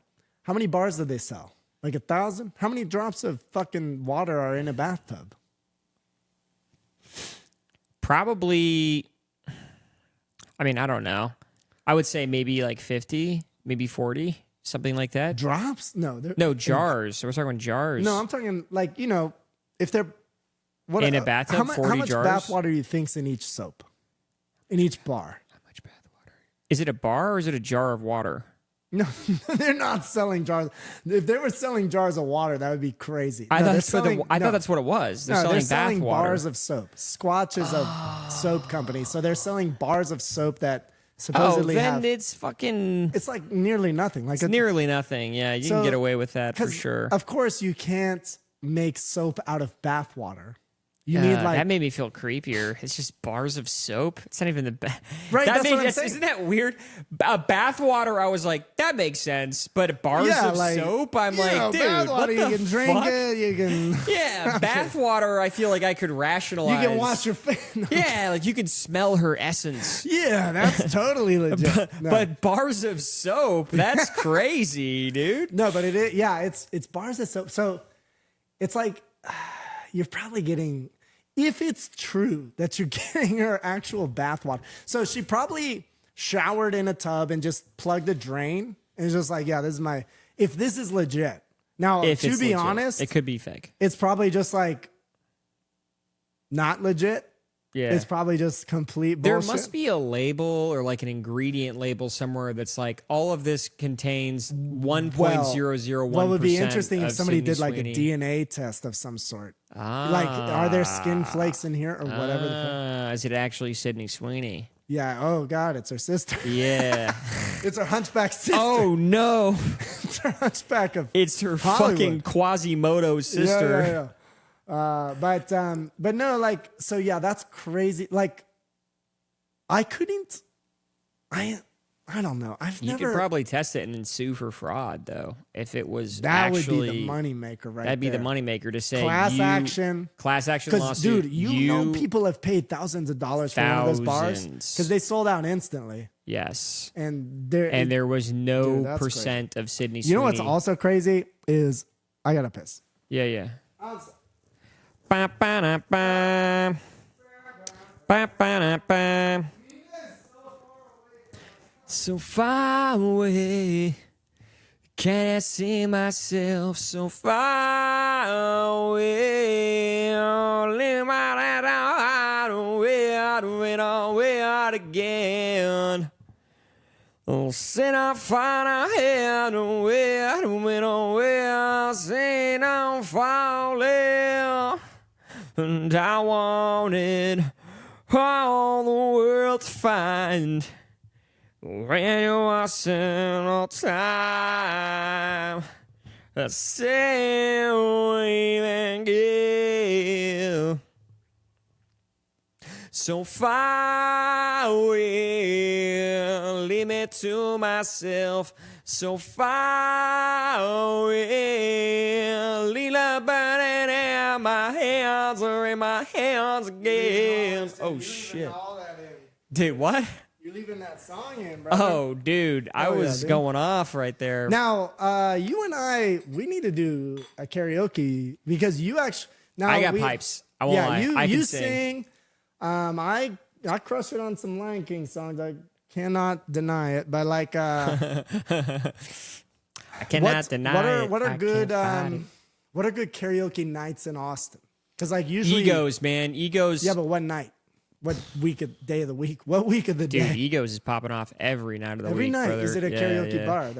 There's a place, Latchkey on Tuesdays. They do a karaoke night. They do Tuesday. Yeah, Tuesday. Dude, I'm talking Tuesday Latchkey karaoke night is crazy because what they do is they do a yay or nay where the audience will vote. Ooh, I love that. The audience will be like, "Get him off the stage." So Tuesday, what time is that? I think 10. Does that Maybe conflict with open mics? Should we do it? Tuesday's not a great open mic night, but yeah, we can go out on Tuesday and do that faux show. Let's do it because that's a form of performance. That's a form of open mic for sure. What's your go-to karaoke song? I don't know if I should. It's Dude, fun.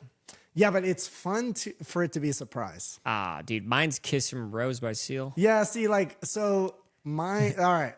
I never Just used to see you don't post this podcast before Tuesday, huh? You will see. Yeah, so mine is "Circle of Life." Oh, that's great. Because usually people are singing like legit radio songs, so then you sing out like, oh my, but it depends on what they play. Yeah. Because sometimes you have to sing like the na Savenya. Oh, that's sick. And then you go through like, oh, you win the audience immediately with that. And then I don't know if you've heard "Circle of Life," but it is a banger. It's a banger. No, you it's get a banger. so fucking pumped. And sure. what's great about it is like everyone gets pumped. It sure. doesn't matter if For you sure. like hip hop, country, the other thing. That's a great the other thing. The other one. But it speaks to everyone. That's a banger all the time. And it just like also not to call back to it, but like it speaks to everybody's inner child. Like most people are referring to like when they saw the animated Lion King. For sure. The new one sucks. I can't believe they're still trying to. I never saw it. Never saw the new one. Oh my god!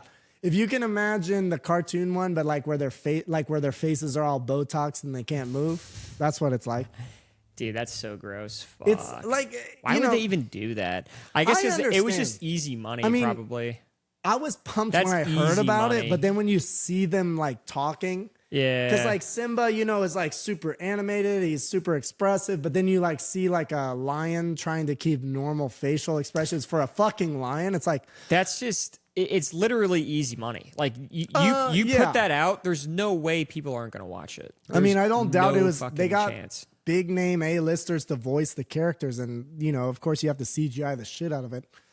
I don't doubt that it costs a lot of money. I wonder. I would bet that. I mean, I don't know. I would bet that the animated one made way more money. Are you into yourself right now, dude?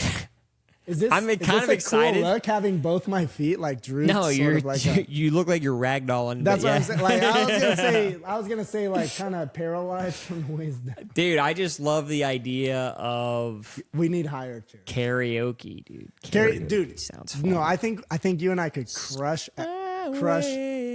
Yeah, I think we could crush. Like, and I do think the key. Well, dude, a good country song goes pretty now, hard too. Does this place have what kind of microphone does this place have? Pretty solid. It's pretty solid. No. Does it have like a wireless mic where you can work the crowd, or do you have to be? It's wireless. It's wireless. See, that's my jam. I like going up and singing. Oh, you get in there. Oh, dude. I like singing at people, and then sometimes holding the mic up to. Yeah. I'm just pure talent. I just sing like a songbird. if you've ever done a corded mic or where you can't move from the stage, it's not bad. It's not bad. But you have to project. I don't think it's corded. I remember it being wireless mic is my jam. And also, like, I'll do a Bruno Mars song like Uptown Funk. That's a good one to work the room. That's a gainer. Yeah, well, but to work the room, because you'd be like, something about girls? What you gotta say? Uptown Funk you up. Uptown Funk you up. There's something like all the girls say, "Woo!" And yeah, I think I know what you're talking about. You get it? You get it. They get it. I'm in there. There you go. Let us know in the comments. Hey, in the comment. Sponsored by BetterHelp. Tell us what lyric we're talking about in the comments. What's the lyric? Yeah. Tell me what I'm talking about. Tell me what you want. No, dude, I did. Now that would be a fun song, but I'm not good at it. The worst karaoke night I've ever had in my life. I did. I usually do pretty well, but I've done karaoke a lot. Yeah. And one time I went and I did Beyonce's "Irreplaceable." You know that song? I don't know it, but it sounds amazing coming from you. Irreplaceable. So go ahead and get pwned. Call up that chick and see if she's home. Oops, I bet you thought that I didn't know. What did you think? I was calling you out sounds like you're crushing. Sounds like you're crushing. Because you wasn't true. Calling around with the guys that I pick you. Okay. Baby, watch them jeans. Hurry up before your taxi leave. I know all the words for some reason. Well, we know it's because you listen to it a lot. Mina's like, yeah, I know that song. She like, man, this boy gay as hell. But like, I fucking know all the words to that song. I sang it wasted. And it didn't come out the way it just did. It came out drunk and incoherent. Now, Eric. And people afterward refused to make eye contact with me. They were like, ooh, it was pretty bad. It was the biggest karaoke bomb. When you are sober and editing this, like when you're not drunk, it will come out the same. No, I'm kidding. It sounded good. It sounded good to me, but I'm also wasted. To the left, to the left. You're not. Everything you own in the box to the left. Water yes, stains all over your coffee table. I don't give a fuck, dude. This is. Well, why'd you give a fuck about me? I'm not going to slum it on this. Give a fuck about me. I don't give a fuck, honestly. You asked, so I gave you an answer. That's why. Fair enough. Fair enough. You asked about a coaster, and so I gave you an answer about a coaster. That is fair. But if you didn't actually care, I wouldn't have cared either. Well. I mean, I saw you got like a badass foldable coffee table. I was like, I don't want to fuck it up. This thing looks fantastic, but it's really worth nothing to me. Of course. Oh, you mean, well, but how much? $100. Like $100 million? No, $100. This was $100. $100 million. $100, dude. We paid $100 to have 4 tacos. Dude, that was crazy. That was crazy. Now, I knew when we walked in there, I was like, I don't know if we want to eat here. I paid we both paid like $40 each, right? Yeah. I paid $40. Yeah. That's fucking crazy. That's crazy. That's crazy. $80 for tacos. And I'll be honest, it was a good taco, but that's still. It was. But we had probably like a $15 or more margarita. Yeah, for sure. But here's the thing: we could have gone to any taco truck in East Austin. Yes, see, that's some bullshit. Like nobody speaks English taco truck, and they would have charged us $10. Well, and I don't know if but the guy that was making our margaritas, and like it wasn't the bar. It was it was somebody who speaks primarily Spanish, which is who I do want to make my margarita. No, and the guys in there were legit, but he even agreed with me on that thing I said. Yes. I was like, you go to Austin, you're getting an artesian, expensive taco. It's a good taco. It's decent, but they're going to overcharge the fuck out of you. Yes. And it's a white person, authentic, artesian, well-designed taco. When he was like, yeah, it's like $8 a taco, I was like, that's expensive. And then I'm like doing the math. I'm like, wait, that's what I fucking paid right now. Yes. $8 a taco. But if you go to East Austin right now, we could get tacos like $3 a taco for some fire ass al pastor barbacoa. Yeah. We could get insanely good tacos. Yes. From I will say the tacos were good, and they were good, but were they worth $8? No.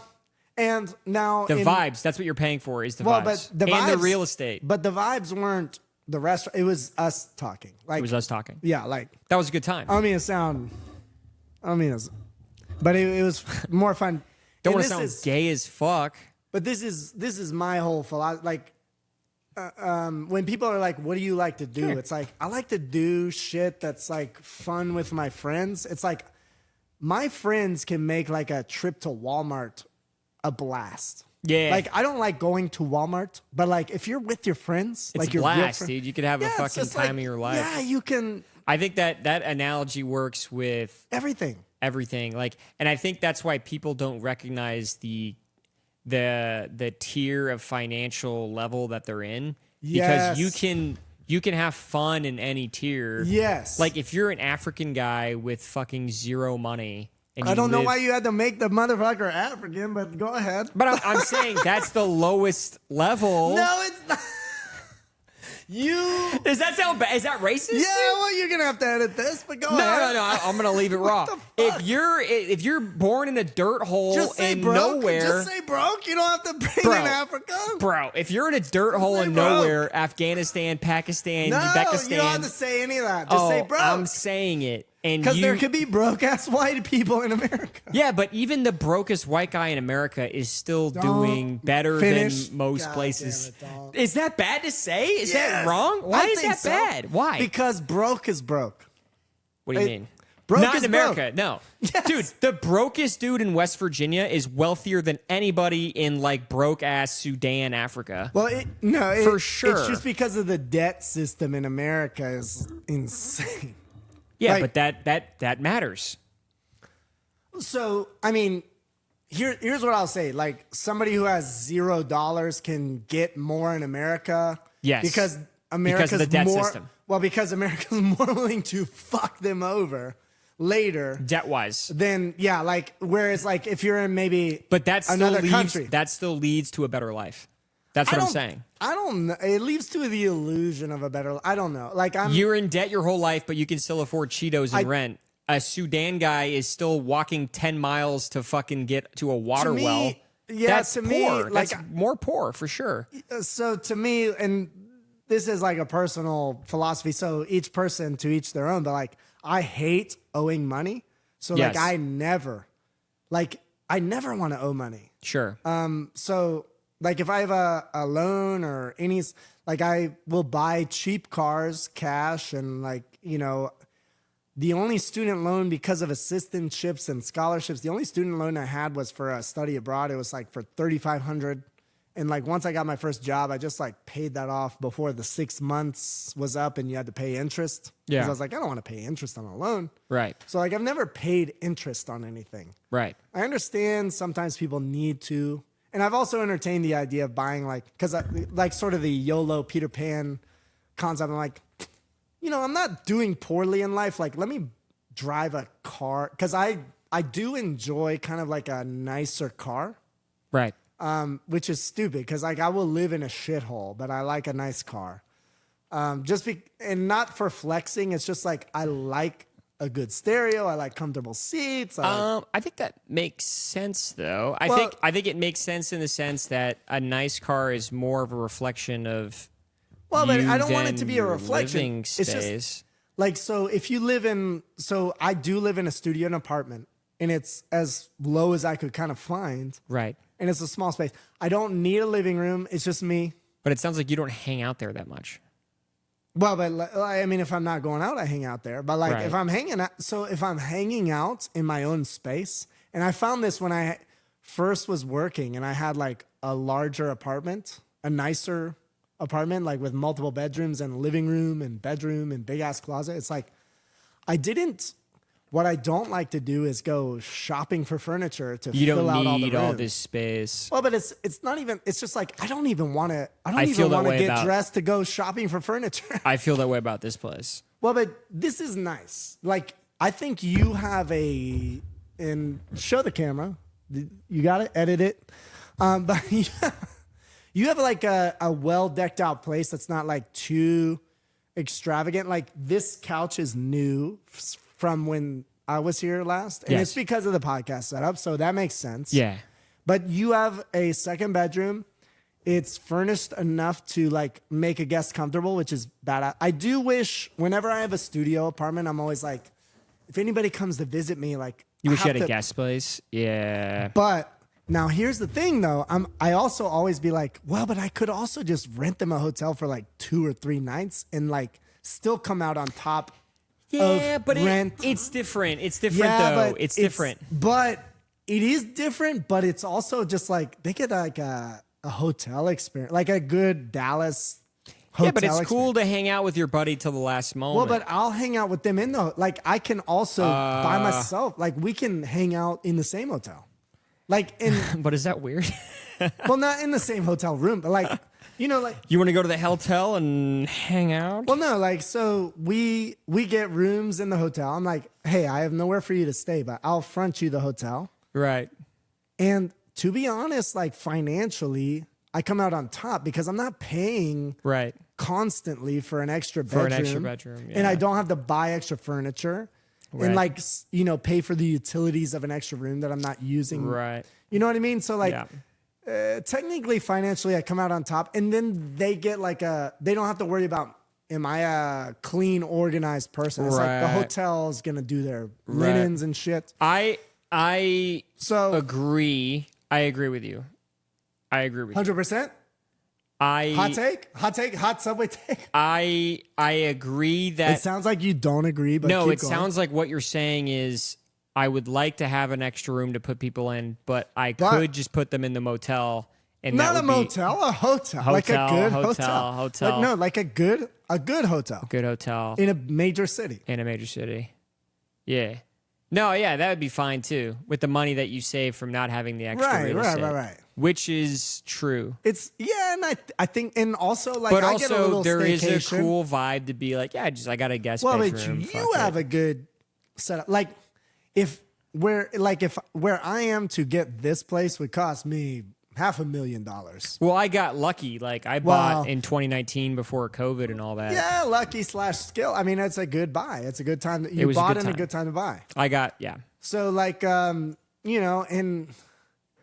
now let me ask you this, and this isn't an entertaining podcast question, but like, you bought like kind of a new build, right? This is all new. Yeah. So like, how many things have you had to maintain that are big item, big ticket? Like something that happened here. Like AC, roof. Like when people buy houses. Nothing big yet because it's so new, and I take good care of the house. But like the biggest expense is probably the yard. Yes, but like that's gonna be normal. It's just paying for like when yard. is your roof or HVAC supposedly gonna I'm be up? 5 years on roof, so 5 years from now you gotta replace the roof. Well, they say you should replace every 7 years. We haven't had that, dude. We haven't 20. had. You think so? I mean, if That's it's not kind of leaking, what I think. if it's not leaking, I would say at least 10. Here's what I'll Roofs- say. Roofs should last at least 10, I think. This place is working fine. Yes. I've had no issues. Yes. The only thing I can even remotely complain about is the circuits. Oh, dude, what's wrong with the circuit? I'm stressing the living room circuits out a lot because of the TV, computer. What the fuck? Everything is on the living room circuits. But so, like, do you blow breakers playing Occasionally. games? Really? Occasionally. That's, okay. Because I'm running the lights, the computer, I my other understand. Yeah, computer, but, like, a humidifier. Can you beef up the? I don't know any. I don't know. You can, but I just don't want to do that. Well, but I mean, how that's much not a would it big be problem. to beef them up? I have no idea. No Well, clue. okay, look it up. But I mean, not now. But I would say look it up. I bet you could do it if you want. Yeah. Otherwise, like fucking breaking circuit. Like you live in an apartment. Like fucking people break circuits just because it's a cheap piece of shit. Yeah. But I mean, no, I mean, I love it here. I would think I would never move. Like, I don't want to move. Oh no, yeah, no. If I were you, same. But like most people, when they buy because you bought like kind of a newer build that's actually seems to be decent. Because some people buy new builds that are pieces of shit. Yeah. Just money making pieces of shit. Or some people buy used stuff and then they have to, replace HVAC, roofs, like big expense. I don't know. Like, I like renting cheap and not having like deal even with it. because even if you rent cheap, it's just like your garbage disposal's a piece of shit. Replace it. Yeah. Yeah. So. Yeah, but the garbage disposal, I probably have some problems with plumbing, but Well, yeah, but that's everywhere. it's but, not a big deal. I though. mean, but you're owning. What's nice is you get to put equity. I into get your to own place. it. Yeah. The one thing I always wish is like, man, if I just was still making corporate money, it would be nice to fucking buy another place or something rent like that. out. But I don't want to do that. I would rather fuck around. I'd rather Dude, Peter well, Pan. so- I'd rather Peter the fucking Pan out of this and, shit. You know, like, and you and I talked, like, I was about to buy rental property in Oklahoma and stuff. It's just like, you know, you have to, even in a cheap state like Oklahoma, you kind of have to take on some debt, like for a year or so, like, and cover. It's just like, and then you have to also kind of work your ass off to keep the property up to date and make the tenants happy, Yes. and like Yes. keep up the code. It is more work. People want to believe it's not, and they're like, "Oh, it's just easy money coming but in." It's work. It's good money, but you do have to work. Like what I don't like is the people who project it as like it's passive income. That's not true. It's not totally passive. Like if you get lucky, it can be kind of It like can be kind if of. you bought this house and rented it out immediately, it could be kind of passive because it's new enough. Because it's new enough. But also like just the fucking through teaching and just kind of dealing with like a wide sample of the population, it's just like I don't know if I want to deal with tenants because I know like you can get like some fucking real shit psychos. Dude, Well, my and even if parents, they're my not parents, my parents had a rental property. Oh yeah, dude. And they fucking rented it out to these guys for 2 years, and they never went in the property until those guys moved out. Oh, they, my they God, had to evict them. They Yeah. went in there. And that's it the was nightmare. a Yeah, yeah. fucking nightmare, No, dude. dude. They had to spend like I think they said $8,000 Well, to and- clean the property. When I was like kind of touring properties in Oklahoma, Yeah, like they would show, and it's just like in sort of the profit margin / price level that I wanted to be in, yeah, you are dealing with like people that are kind of desperate, like parents in a single bedroom situation that have like multiple kids, like their playpens out in the living room, and it's just like I don't want to do that. Well, but like, and not that there's. Oh God, did we get cut off? No, But we're good. I Not think that there's like it's you gonna know come back. like just me. I don't want to squeeze like somebody who's struggling for more money because the property taxes went up. Like I don't, like I understand I have to make enough money to keep this property afloat. Right. But I also don't want to press the person who's fucking struggling way more than me. Like just to put food on the table for their children. Right. Like and so when people are like bitching about landlords or bitching about tenants, like I get both sides. I get it. I don't want to be either one. Like, Yeah, you just say fuck it, I'm out. oh yeah, I mean, it's not so much. It's just like I don't want to be trying to press either one because I understand both sides are kind of struggling. Like as a landlord, you're sort of putting yourself out there financially to own a property. If you're bored, like of course there are landlords that are taking advantage, but like if you're kind of like a 1-2 property landlord, you can really get screwed if a tenant doesn't pay you for a month or two. Well, I think that's why like it's important to be part of a state that's going to lean your way. Like if you're like in Illinois or something where they fucking give all the rights to the tenant, Well, you can get fucked. but even that, I mean, like, But like in Texas, you rent out to somebody. Texas is a fucking owner state, so you can kick Yeah. someone out. You can evict someone. You can be like, but even if just you get off my even if property. you evict somebody, it's like you evict them. Okay, so then you like lose like 3 months of income. well, you that just get puts you in- somebody else But if you can. Well, if you can get Yeah. somebody else fast enough. But so yeah, you could be out for a while. What I think I'm like a person that's like sort of for the people. I'm just like I would love to be able the people. to as an imaginary landlord be like keep my prices the same.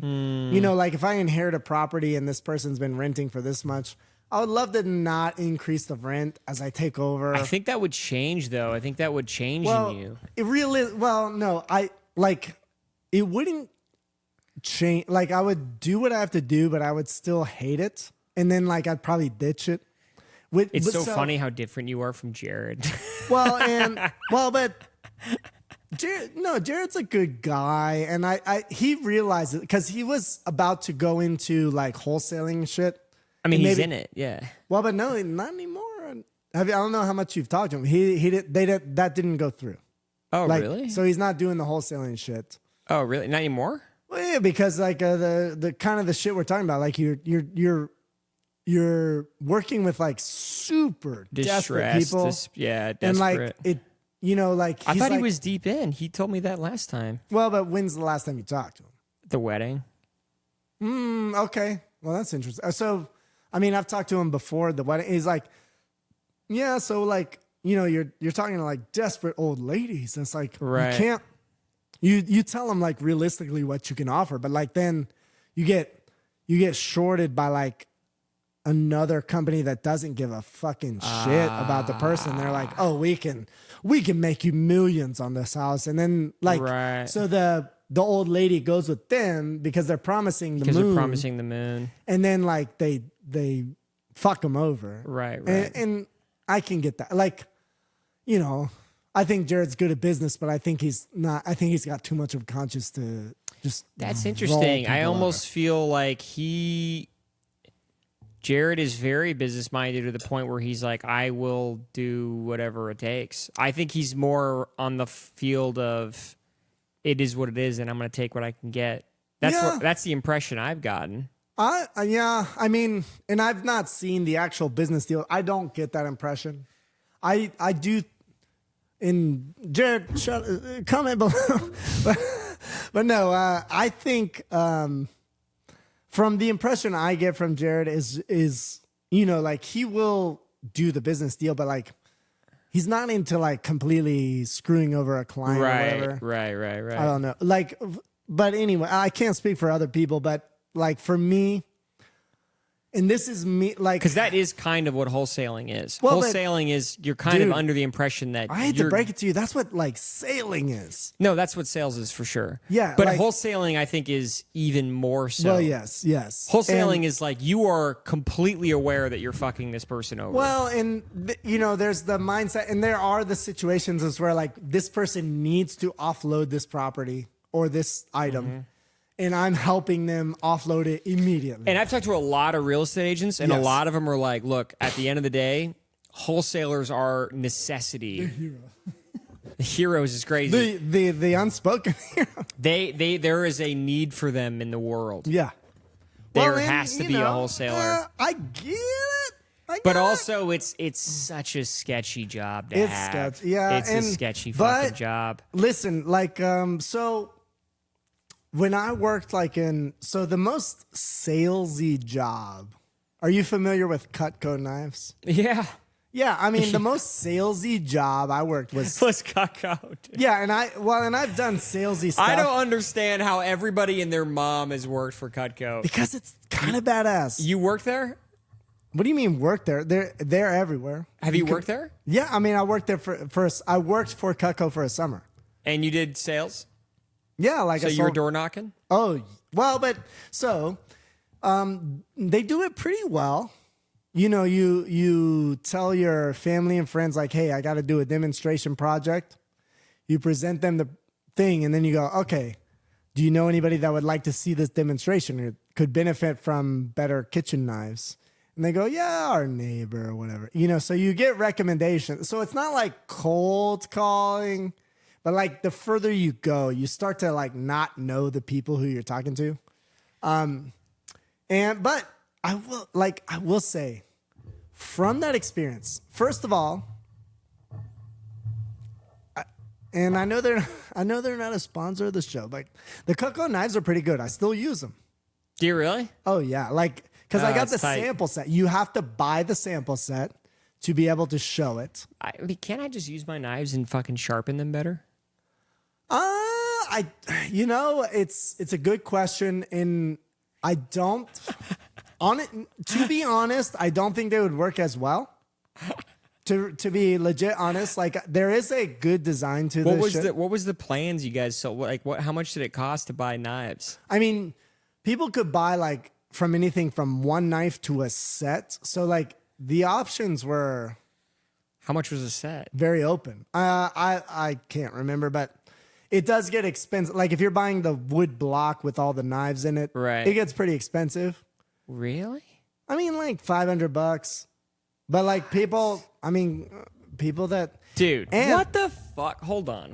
well, but yeah, look it up because I will say I don't know, especially nowadays. What are you looking? Tell me what you're googling. I can't even. Yeah, read. dude. Boom. Fucking a knife set is. No, how much? Look at that. 170. Yeah, but those could suck. No, Yeah, look but you up- sharpen them and they're fine. Yeah, okay, but listen, you're talking. Any knife can be No, sharpened. you're talking ignorant. You're talking ignorant. You Okay, ignorant. explain You to me. ignorant. Explain to me why that's ignorant. Sharpening a knife. Because sometimes. Yeah, take a big sip. Let me take another sip. Now, Google how much a set of Cutco knives. But okay, so first of all, the fucking handles and the rivets. If you have like improper handles, improper rivets, and gaps in the handles, you can be harboring like a lot of bacteria. Bro, Now, what? some $1,600. okay, that shit was not. Well, that's Amazon, bitch. No, bitch, go to Cutco. You get me fired up about kitchen knives, bitch. I'm actually very interested about this. Yeah, but no, Cutco. Okay, I'm on Cutco.com. $1,600. Jesus Christ, I would have been so rich. $1,800. That's a lot. That's a lot. $1,300. I feel like it was less than 1,000. Than Brother, I spent like $50 on that knife set. I know, but you probably Hold on. you probably can't cut shit. Bro, you sharpen a knife. This guys, this motherfucking. I haven't sharpened my shit. This knife? Okay, when did you sharpen it? Let's touch. This actually has not been sharpened in a while. Okay, but have you sharpened it since purchase? Yes, I have. A Sabatier. This is a real brand. Yeah? All right, let me see if it cuts the glass enough. It doesn't do shit. Hold on. Get the camera on this. Yeah. No, get the camera on this. Yeah, okay. the camera's on it. Now watch. Nothing. Fucking dull as shit. Wow, I'm sold. Watch this. Nothing. Let me see that. Yeah, put it through your heart. Let me see it. Nothing. Dude, my tongue is so fine. I just. No, it's probably sharp. It could definitely use some more sharpening. I'm joking. I've like no knife is gonna cut through glass or plastic. No, I know you're kidding, but I But- also I think like I. Are you feel- googling right now? Is the knife googling? Yeah, dude, I'm No, googling. Sabatier is like a real knife brand, and it's one of like Wusthof, Sabatier, Chicago is like what we would have to I compete love how against. much you know about this. This is awesome, Dude, it was Bro, fun. that's my knife set. $100 That's for yeah. sure. All right. I don't mean like okay. This pisses me off because like Cutco's not paying me, but like so. Here's What can this knife do that a fucking $1,600 set can't do? If Well- I sharpen that knife, what the fuck is that knife doing? so. Do you hear that voice crack, dude? I'm living Peter Pan. Bro, for real. But so when we were selling the Cutco knives, I wish we could do the demonstration, but we would bring like strips of leather, pennies, like shit to cut through You can cut a penny? with scissors. Like the yeah, and listen, it's fucking impressive. Like, and this is why. But selling- isn't that just have to do with sharpness? No, like Can't I just sharpen that knife to the point where it can cut through a penny? Why is a Cutco knife Well, more first of exceptional? all, Cutco, no knife company is just like sitting dicing through a penny. That's scissors, like bone shearing scissors. Like scissors. Just trust me, you don't want to be trying to knife through a penny. Okay. Okay? But this is a good handle because you don't have like rivets and it's not wood, so it's not retaining bacteria. Now, blade retention sharpness, I don't know anything about Sabatier. Like I know it's a good brand, so like it could retain a sharpness. Here's what I'll say about my Cutco knives that I used as a sales demonstration. Is like I still use them like for my personal cooking. Like, and they're still badass. But I don't doubt that they could be better from sharpening. But from, dude, I hate promoting a brand that I don't work for. But Do it. well, but like Cutco, you can contact like their sales team, and there's probably like some bitch that's a Cutco blade sharpener that will sharpen your blade down the street. Can you sharpen this blade to be badass? Yes. How long will it last? We don't know. Now, what I will say is like the original blade of my Cutco knives is still badass. Like I've not sharpened, like I used to work for them in undergrad, like in 2008, like before the towers went down. Damn, dude, that's Bro, crazy. but you cut my Sig. That's pretty good. But so like our competitor, like, so I don't doubt that Sabatier or Chicago or Wusthof. Now there are different levels to like, there are some shit Wusthof, but there's some good Wusthof. And there's some shit Chicago and bad, you know. But what I do know is like, how long is the blade gonna stay sharp? And then like, now this is in my limited knowledge, this is a good antibacterial, like you can wash this handle. Yeah. Because like some of the knives have like wooden handles with like metal rivets and splits. And it's like, yeah, you're gonna cut a raw piece of chicken, that shit's staying in there forever. Yeah. So that's probably fine. I mean, this feels fine, but like we gotta bring out a slice of tomato, bitch. The test is, can you slice a piece of tomato without juice in it? You know what I mean? I got You know an what I'm talking avocado. about? I got an avocado. You have like a half a tomato, and like, is it squish? Is it? I have an onion. Is it cream in your hand, Is it or is cream? it holding it together? But isn't that just a question of sharpening? I could Yes. just sharpen the fucking Well, but knife, dude. Even some knives and some sharpeners, it depends on the sharpener, and it depends on the Bro, knife. I bet anything I could sharpen that knife and cut a tomato like Yes, nothing. but for how many slices? You know, like, will it do So it how for, long is the sharpen? Yeah, I mean, like, how But long is that will worth it stay sharp? $1,600? Well, and I mean, when you pulled up the 1600, like for me, I feel like, $1,600 knife set is nutty, dude. So- that thing better suck my dick. well, I mean, if you like getting your dick sucked by knives, dude, some people are into that. But no, 16 Sabatier was $100. well, and here's what I'll say: like when I was selling Cutco knives, this was Cuckold in knives. Cuckold. When I was selling Cuckold knives, that's a good brand replacement. I'm selling cuckold knives. But when I was, I don't. Ooh, it would be interesting to see the price. I don't doubt that the prices have gone up. You Right. know what I mean? Because I was selling them. When did I was selling them in the 2009, 2010 era, like almost 15 years ago. You know what I'm talking about? Boy, I gotta piss. I hate Yeah, to- me too. What? Wait, should we synchronize pisses? Yeah, let's sync a Okay, piss. let's synchronize. Shake a fish. Jamie, show a commercial. Jamie, sure commercial. Tell them about the Alpha Brain. Alpha brain. Let's both piss in the same. Nina. So far away.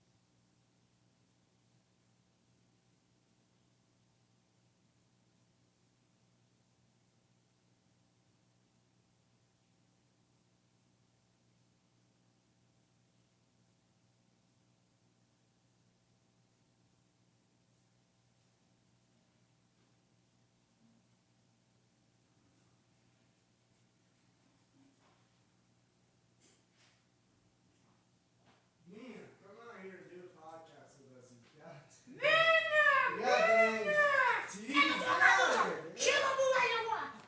Nina, get in here, dude. Put on the shades. Nina, come here.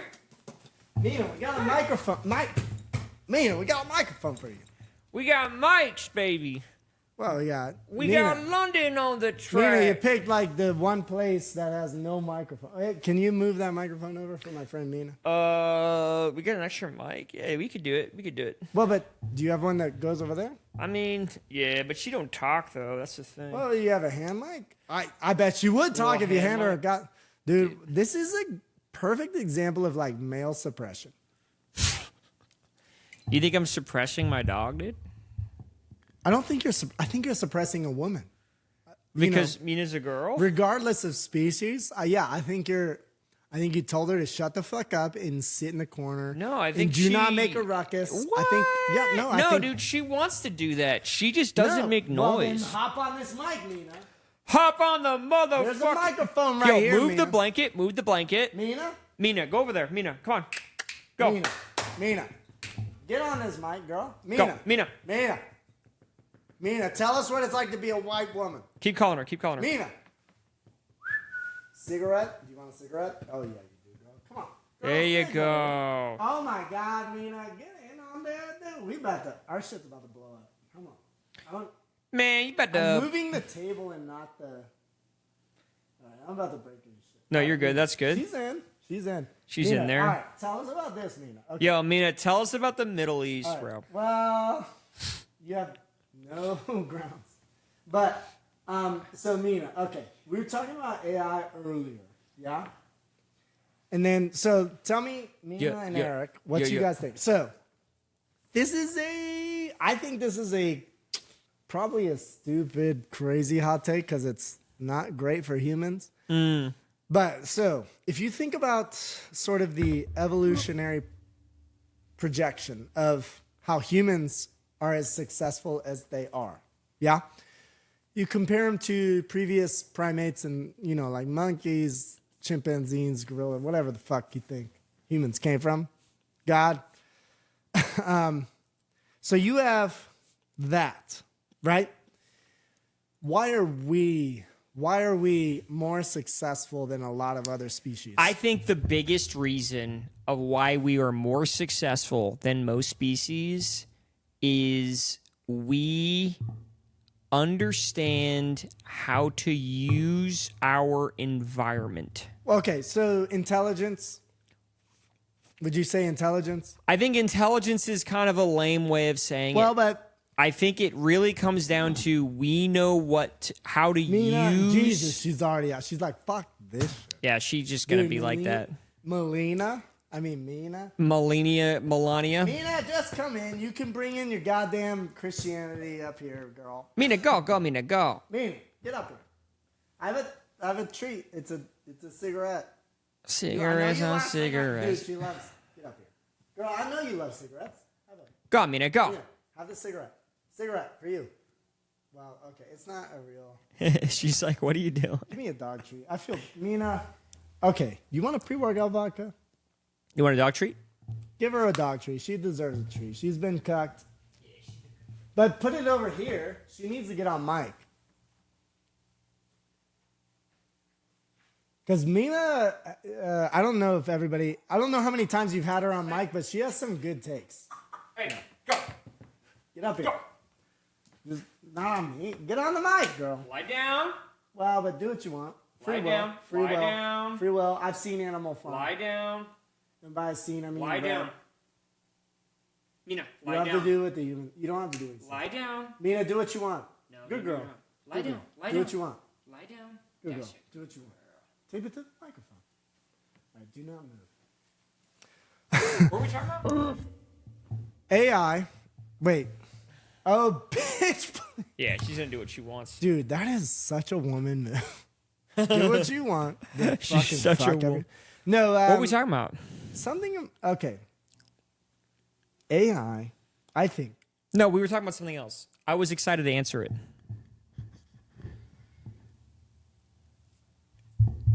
God, rewind. Fuck. Mina.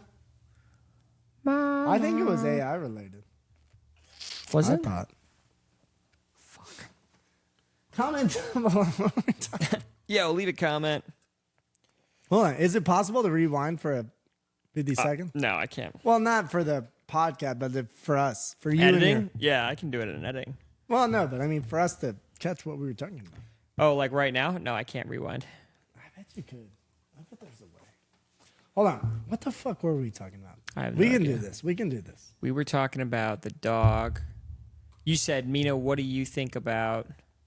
AI. Like, I think it was an AI topic. Because I was about to. Oh, intelligence. Okay. So we're talking about like humans have been evolutionarily. Oh, what made us intelligent? Well, no, like I think it was because we survive. We're not the strongest animal. No, it's our brain. It's our brain. Yeah. Okay, so. But I and you still were- think our brain is only remotely smarter than most animals. Correct. And So I think now- we like to believe that we're the smartest, most impressive thing on the earth. And we are, but I don't think it's by a huge margin. Correct. So here's my hot take. And people gonna hate it. What if AI is the next kind of big leap in intelligence? Because the intelligence, we are gonna be unmatched. So like, what if AI is the next step in evolution? I know it's not a human body, but it is kind of human created. I think it is, yeah. So like, yeah, what if we're the goddamn monkeys compared to AI like that puts it all together way faster? What if like we're the you know- goddamn monkeys compared to AI that put it all? well, like like So how we what were if talking, we are the Neanderthal to the chimpanzee? but or like AI times, is the times a Neanderthal million, and yeah, we're times- the chimpanzee? Times a million, yeah, times a million. Like I don't think I honestly. how we were talking about, like- I am less optimistic about AI and what its capabilities are than most people. I think What do you AI think? is kind of dumb. well, but for now, I think it's only as smart as we allow it to be. correct. But what do you think? What do you think it's? So, like how we were talking about, like monkeys don't kiss mouth to mouth, but humans Right. do. Right. I think AI is gonna be like times 20. They're gonna be like, these fucking monkeys are kissing. You think mouth to AI mouth. is doing 69, bro? Oh, they're not 69, and they're like, You see that video of the AIs talking to each other and they go into their own language? yeah. Well, I It's haven't like seen the switch video, to but like gamma I've knife heard- language. But like, I'm not talking. They're not 69, and they're like 360ing. Like they are just and solving the world's problems. Like they're getting off sexually while also like how like when we get off sexually, it's sort of in sacrifice of getting work done. They're getting it done while they're banging. I don't know. I kind of think that AI is just this. It's a tool to make us all lazier. I don't think it's anything gaudy that we make it out to be. I think But it's just going to be a tool of for laziness. whom? Like a lot of people think it's going to become an AI, like an iRobot situation. I think the scarier, No, it's the more- scarier. It's more intellectual than that. I think the scarier outcome is that we control it. People are always worried that AI Yes. becomes uncontrollable. I think the scarier scenario It's like is a that human it's so brain is controllable. like manipulate. Yeah. And we use it to deal with all of our problems. It's Yeah. completely controlled, and we don't need to think about anything anymore. We just plug it into the AI. I'm already doing this with ChatGPT, where I'm like, "How do I do this?" And it just gives me an answer. Well, and I've thought of this as like we're going into the and people people before like we've gone into the era of like you don't need to actually know anything. You can just ask and research it Yeah. instantly on your phone yeah, or computer or whatever. Like you don't actually need to know anything. you don't need to know anything. You just need to know how to acquire that information. Right. And that's becoming, That's more important. That's becoming more potent, which is interesting. Which I think is actually a good thing, though. Well, it can be a good thing. It can also be because you can get the village idiot to be like, actually, But I would You argue know, that all I would that- argue all that the what I village. just said. But Mina gets it. I would argue that the village idiot doesn't know how to ask the question to receive Well, the but- answer that he wants, whereas a village intelligent person knows how to inquire the God machine, perhaps the AI. referencing the village idiots, but like Yeah. a pretty stupid person can still get by like on a pretty high level. And I think that's a good thing. It's not a bad thing. But Having the dumbest person in our society be able to access information in a smart way is not terrible. It's not bad, but for them, to them, Come here. get her up. Mina. So like, you got somebody with, and I mean, I hate to be, but like, we're experiencing this in American politics. You have people that are not super smart. I don't know, like, have you seen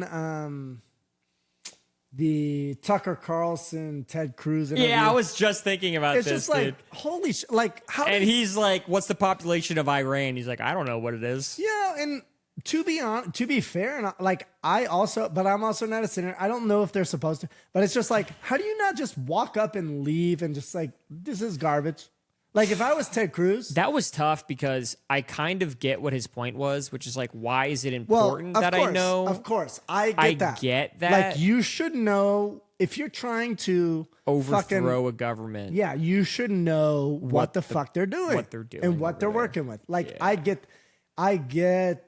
and to be honest, I don't defend either side because I'm also I'm not knowledgeable about a bunch of foreign policy and shit like that. Right.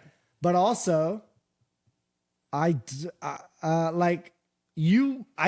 like if you are attacking a country, you should know as much as you can. Right. But I don't know what the fuck.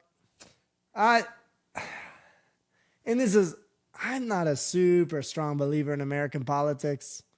Like,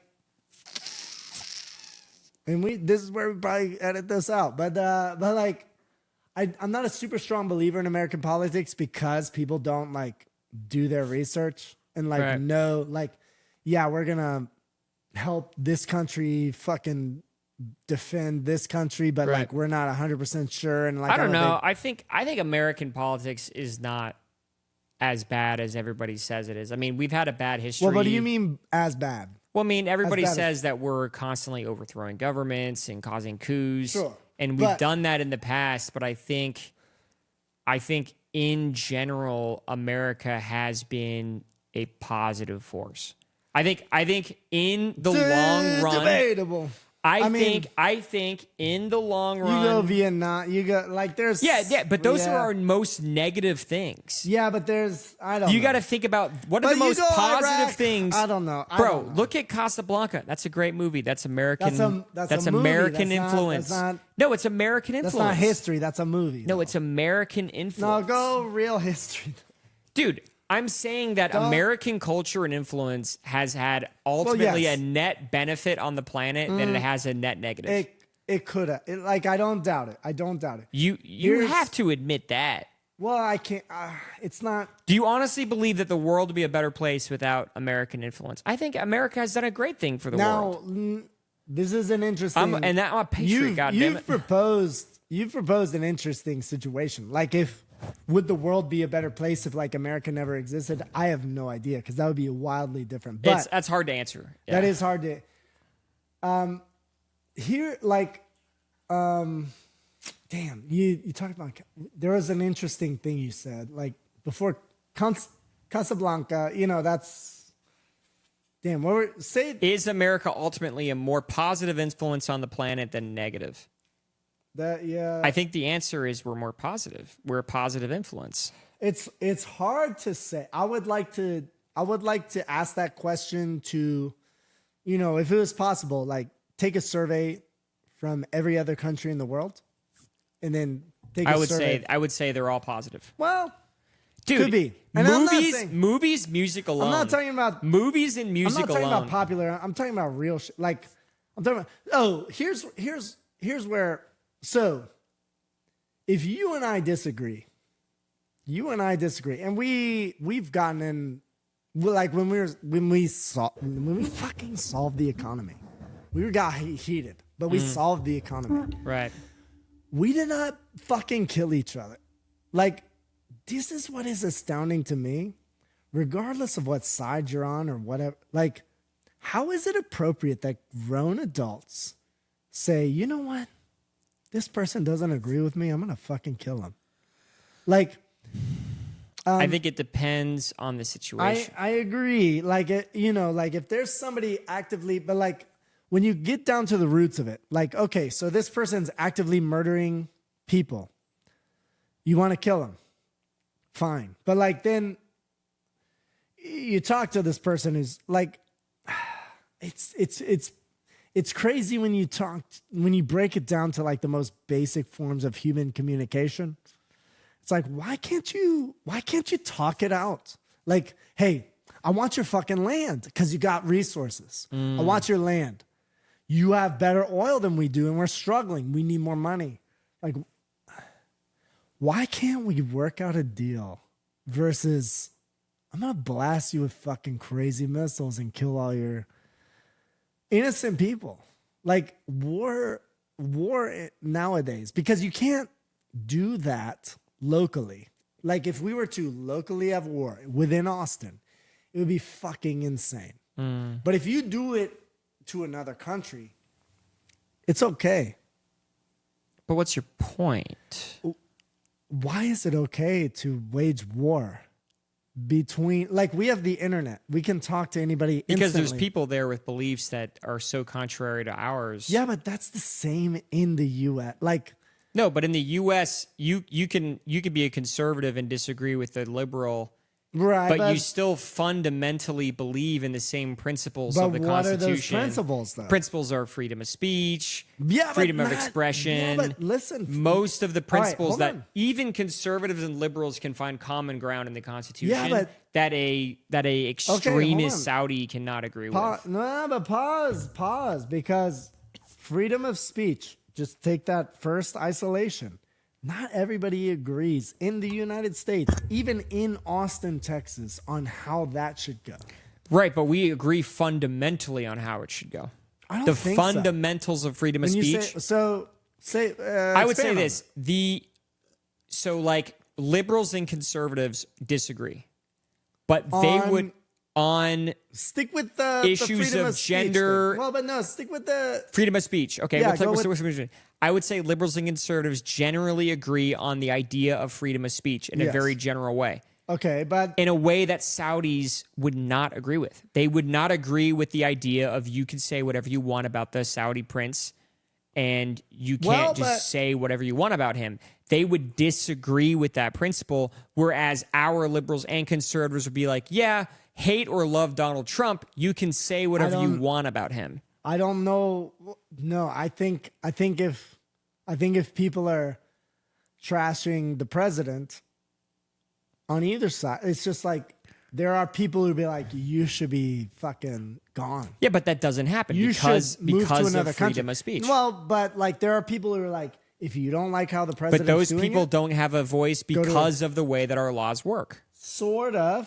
But they do, like, they have a voice, but it doesn't go anywhere. Law-wise, sure, but like, and this is what's interesting about social media, is like social media-wise, if one random motherfucker goes viral, they can sometimes get like a bigger voice than the actual fucking president, which is crazy. I think it's a good thing, though. It can be a good thing. It can be like an out of control thing. Like I also agree. Like it's kind of cool that a common man can kind of get. I think it's spotlight. Great. It's great. Yeah, but it can also be because as somebody who's taught the masses, there's some fucking idiots out there for sure.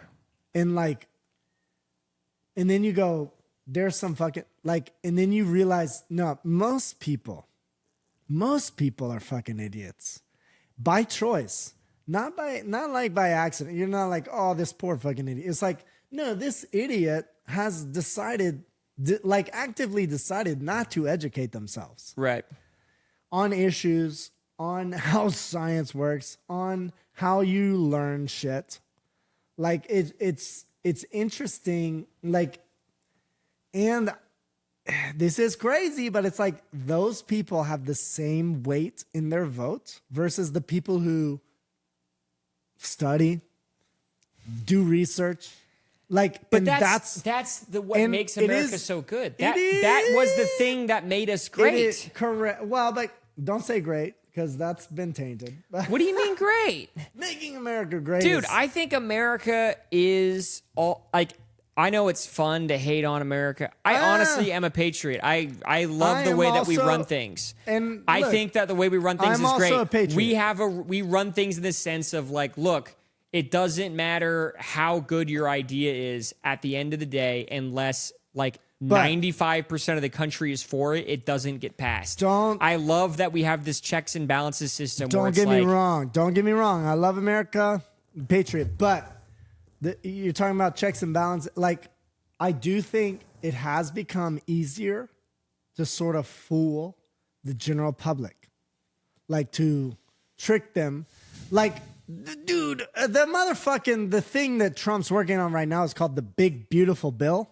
Yeah. You can't tell me that the name of that bill is not a trick. But would you not say that that's the exact same thing that happened when we were talking about earlier in the CNN and the MSNBC era when everyone was watching the same 4 or 5 news stations? That was tricking the majority of the population. Today is only different. Was that one person? It was 4 or 5. Correct. So, like, right now, like, and, you know, I get it, but like one president saying, I'm trying to pass the big, beautiful bill, you're appealing to stupid people. Like, and I don't, like, that's a derogatory way to label a fucking big ass piece of legislation. The big, beautiful, whatever the fuck. It's like, that's crazy. Like, big, But beautiful. people have been doing that for years. I know, but like, it's extreme. Like, they've been saying like the How is Green it Act, any more whatever the extreme fuck. than the Obamacare or the Medicare? It's the same publicity bullshit, left or right, center, Yeah. middle, red, blue. Listen, They all do the same bullshit to push the bill that they want to push. I agree. And this is why, me personally, when people are like, who do you vote for? It's like, I don't quite believe in American politics because they hide all this shit. I don't vote for anybody. Yeah, I don't vote at all. I know. And comment down below. We both suck. I'm the same.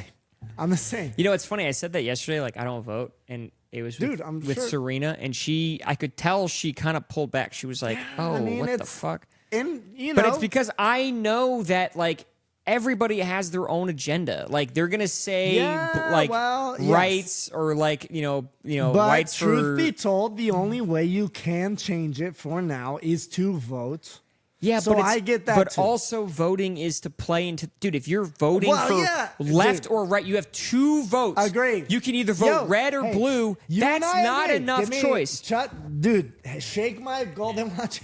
It's not enough choice for me to say that I'm actually changing anything. Listen, I agree. Right or red. It's like, bro, I would rather have my 20 minutes back than invest that into voting for some bullshit that doesn't matter. Correct. I would rather take that time and do whatever I was doing before. And what's crazy to me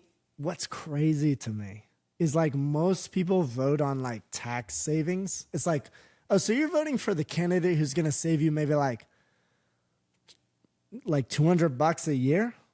It's like on your taxes. It's like, okay, so you save $200 a year voting for this person, but like, how much did that really cost you? You know, like, because I feel most people, and correct me if I'm wrong, but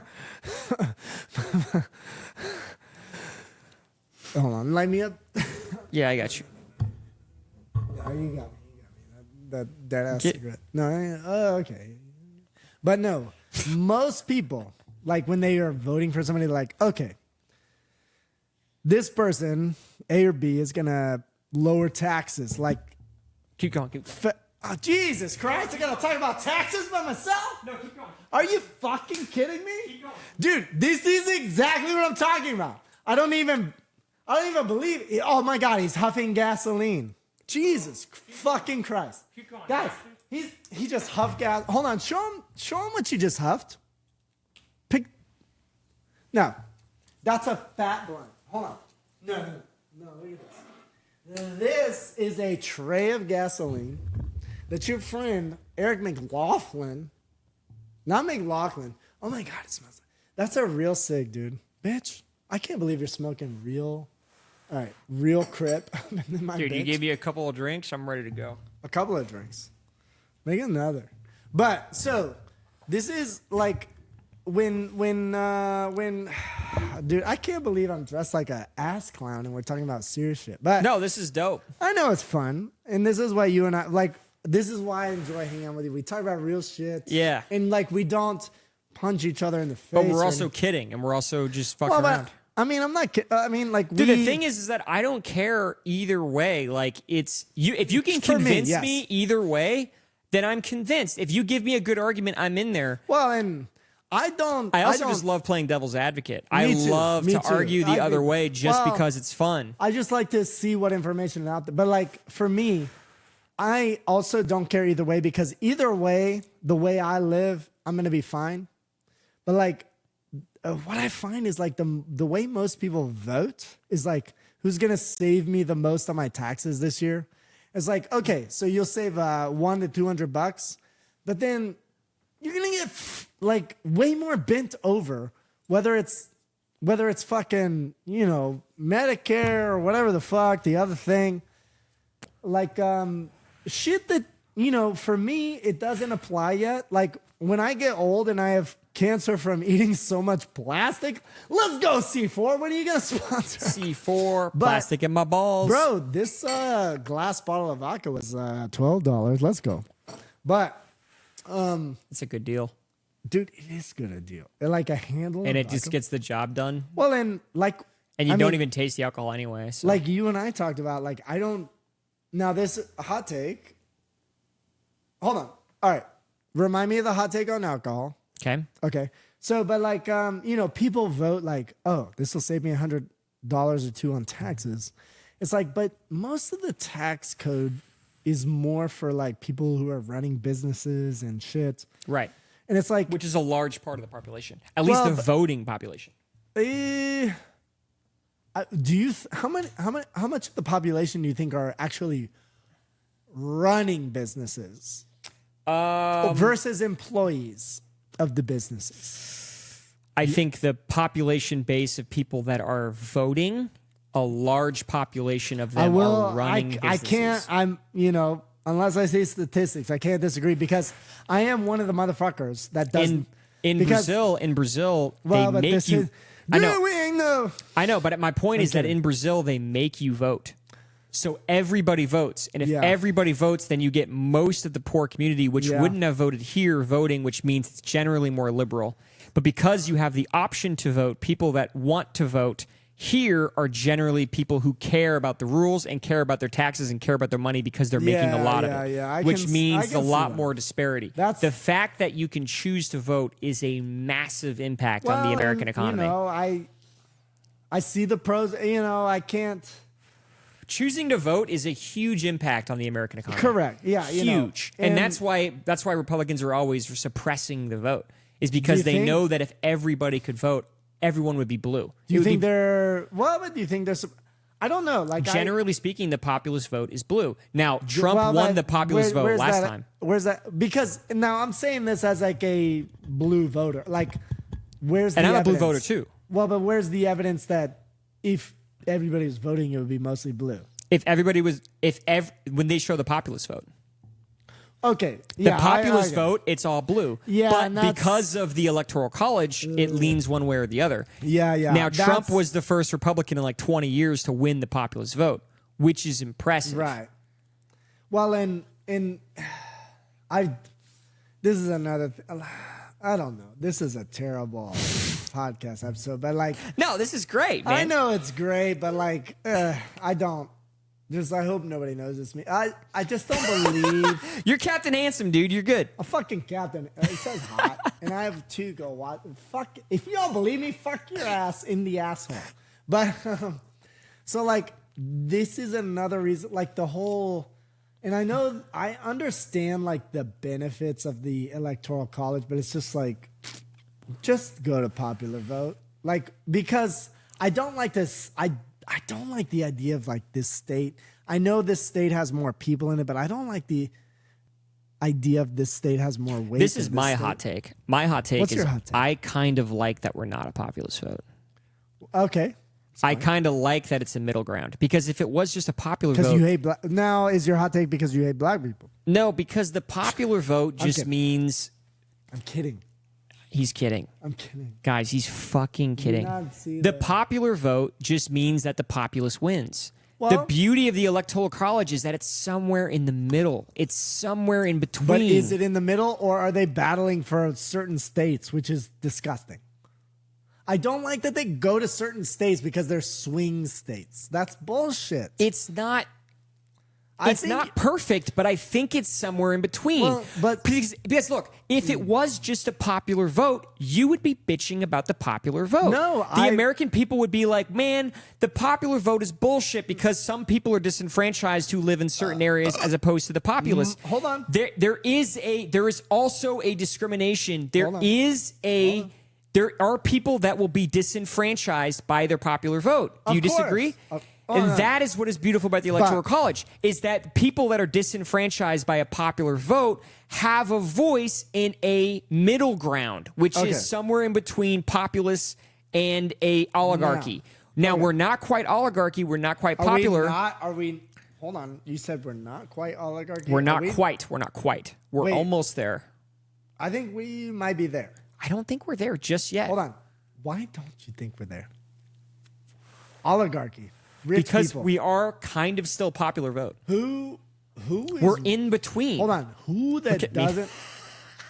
Who is that? Mina? Yeah, she's going under the fucking Hold on. couch. Oh, that's her. That's fucking zone, dude. In the zone. Hold on. Who that isn't rich is running shit.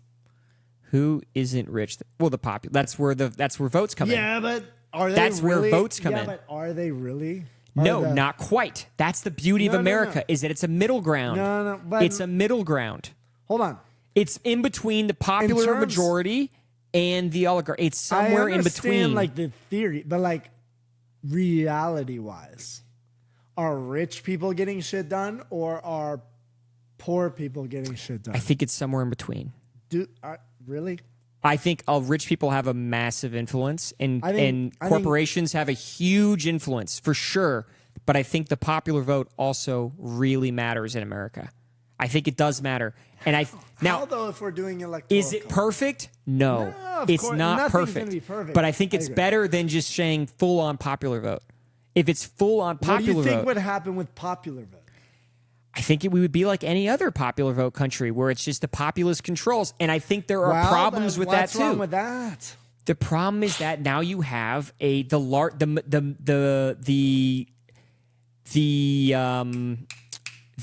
Sounds like mentality, bullshit. mob mentality. It's just the but mob politically, what's mentality wrong with has that? problems. Mob mentality has problems. Well, and then, the of course, founding but, like- fathers knew that was an issue. They knew that mob that- mentality was a problem. So, but what's wrong? Okay, so if mob mentality yeah, took over yeah, theoretically for a while, right. what would happen? We would be a mob mentality. That happened in fucking France. That happened in a lot of countries. Mob What do you mean? mentality is so not what's great. happening in France now? Well, in France now they have an actual democracy where they vote, just like we do. Yeah, I don't know of the intricacies that they have. Ours feels Our system is pretty ours feels fucking good. crazy. Our system is I mean, pretty fucking good It's interesting. It's compared to fucking China. Compared to dude, but China, I don't like. I know people hate China, but like China seems to be crushing it. that's what we Manufacturally, think, dude. That's like, what we think. innovation. I don't know, like. I have a lot of faith in America. I think that America and is doing a good job. We have a middle ground of populace and oligarchy. We have our problems. It's not perfect, but I think in the evolution of government, we're doing fucking amazing. Who else is doing better democracy-wise, government-wise than us? Who has a perfect government? Nobody. Nobody I'm not has a saying perfect government. But like Europe, lots of countries in Europe. You mentioned China. Like, I would be interested to see how people in China, Japan, are viewing their government. Like, because I do feel like I think China has plenty of problems with their government. Of course. Because and the government runs everything. But we do too. But like, also they are on the cusp of innovation. No, I disagree. I think we're on the cusp of innovation. You think? Yes. I think we innovate and then they copy us. We make innovation and they go, oh, they just did that. Let's copy it and make it cheaper. I think that's the way it has been, but I also think they are more unbound in terms of progress and like AI and shit. And like, they're just like, let's let it rip. And I think that's their benefit, but I think that we have a little bit of an edge. I don't know. Like, we have an edge in the sense that we care about individuality and freedom, and that is an edge. I think we have an edge on them. I think we in the Western world think we have an advantage on like individuality and freedom. But I think if you go over like electric vehicles, for example, right? I mean, I'm dressed in a tuxedo and a captain. I've not compared like a Chinese electric vehicle versus like a Tesla or like the best American electric vehicle. But from what I've heard is like China's kind of kicking ass in that lane. Right, they are. But because they copy us. Well, but because they copy, but then like just let it go. Like maybe because they have like less restrictions, regulating restrictions or whatever. I don't know why. But like, it seems like, and I mean, there's the thing, when they were like putting on the tariffs, like, we make all your Gucci shit. We make all your goddamn Louis Vuitton. And of course they do. Like, the people that were shocked, that's crazy to me. It's like, of course they do. Right. So it's like, yeah, no, they make all your shit. And, if you start trying to suppress them or whatever the fuck, they will call you out. What do you mean? Like if you start saying like, hey, China, you got to pay like all this shit to sell your shit. It's like, bitch, we sell your fucking big ass name brands. Like all your motherfucking big ass brand, Nike, whatever the fuck company you believe in, we make it here in China. And then we ship it over to your stupid ass country for cheap. Yeah. And like, during COVID, I don't fully, but like I got a big grip of it because I was, during COVID, I was like, if I can't do music because of COVID, I'm going to, open up a business. And I liked fitness and I was like, let me see what it's like to make like one of these body weight scale scanners or whatever the fuck, like where you step on it and it tells you like your body fat percentage. Right. Because to me, I wanted to know what mine was. So like it was useful for me. So I was like, you make it. You ship the idea over to a company in China. They make it. They design the logos. They can make it look real good. And then they send you a prototype and it's a banger. And then you like take marketing photos with that shit. And then like you get the app and all this shit. And you're like, okay, I understand that it's not actually measuring my body fat. Right. But then you like see all the other companies using the same manufacturer. So you understand it's not super real. But you also understand it's not super fake because it's measuring something. It's sending an electrode through your body and it like measures something. And like if it hits a certain resistance, if you're super fat, it slows down or whatever. Right. So you're like, okay, I get it. So I'm not going to charge like an assload. I'm not going to charge $1,000, but I'll charge like $90 for my scale. And then, so you do that and then you see it's like the business of it is interesting. And for me personally, I can't get past the morality of it to where it's like, is this product 100% effective? Now I'm lost on. Are you talking about China, America? I'm talking about me in America getting a product from China because if you've got to be aware. You're a smart guy. Stop blowing your mic. But you're aware that like your microphone, everything you've got right now probably came from China. Right. Right? So like me as somebody in America, I was doing music in grad school and like Right. shit's shutting down during COVID. I'm like, well, let's see what it's like to open up an online business. Right. And I like fitness. So I'll check out this body weight scale idea. And then I get a prototype made. And I developed a company called like healthcare dot whatever the fuck. Right. Or health dot body, something like that. Something that sounds health tech. Body. Something that sounds, gay. something that sounds catchy. Dope. Health Yeah. tech. I think it was healthtech.co. Okay. Something like that. I developed a body weight scale measurement tool that I could ship out to people for a certain cost. Now, for me, I got the product and it was great and I had the website developed, but then like COVID started to lighten up and it's like I got to get back into classes. So I was like, do I want to deal with like customer support emails and while I'm doing classes? Right. Now, like if COVID kept going, I would of course do that because I have nothing better to do. Right.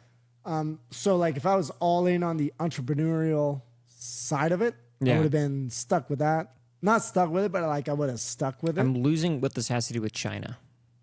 I mean, all this shit, like all the product development is through China. Right. Have you? I guess if you've ever like gone through Amazon or any product sales, you have to go through China. Okay. Do you? Yeah, I agree. If you're making a product, China's making it. Like, But I'm the talking, service side is through this, America. This Is came from Chinese. China. For sure, yeah. This came from like All of it. Yeah, I agree. So, but the service and the marketing and everything else came from the United States. well, The manufacturing came from China. For me, The product itself was made in China. yeah, for me, like I was trying to do everything else besides build the product. Like I was trying to cover it because like I had nothing better to do because of COVID. Right. But like through that process, like I just understand, like Athletic Greens is a big brand, probably made in China. Everything like I have a fucking Panamera.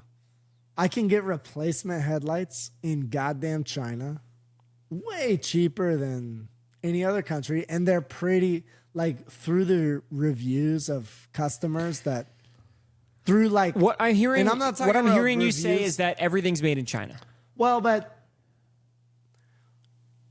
things that are made like so, and this is a trope that's been beaten, but like things that are made in China used to be associated with cheapness, but it's actually like even the quality shit Is made in China. is made like even the good shit. What's your Yeah. point? What's the point of that? So like when people disparage shit that's made in China or the country of China or their work or whatever, it's not necessarily true.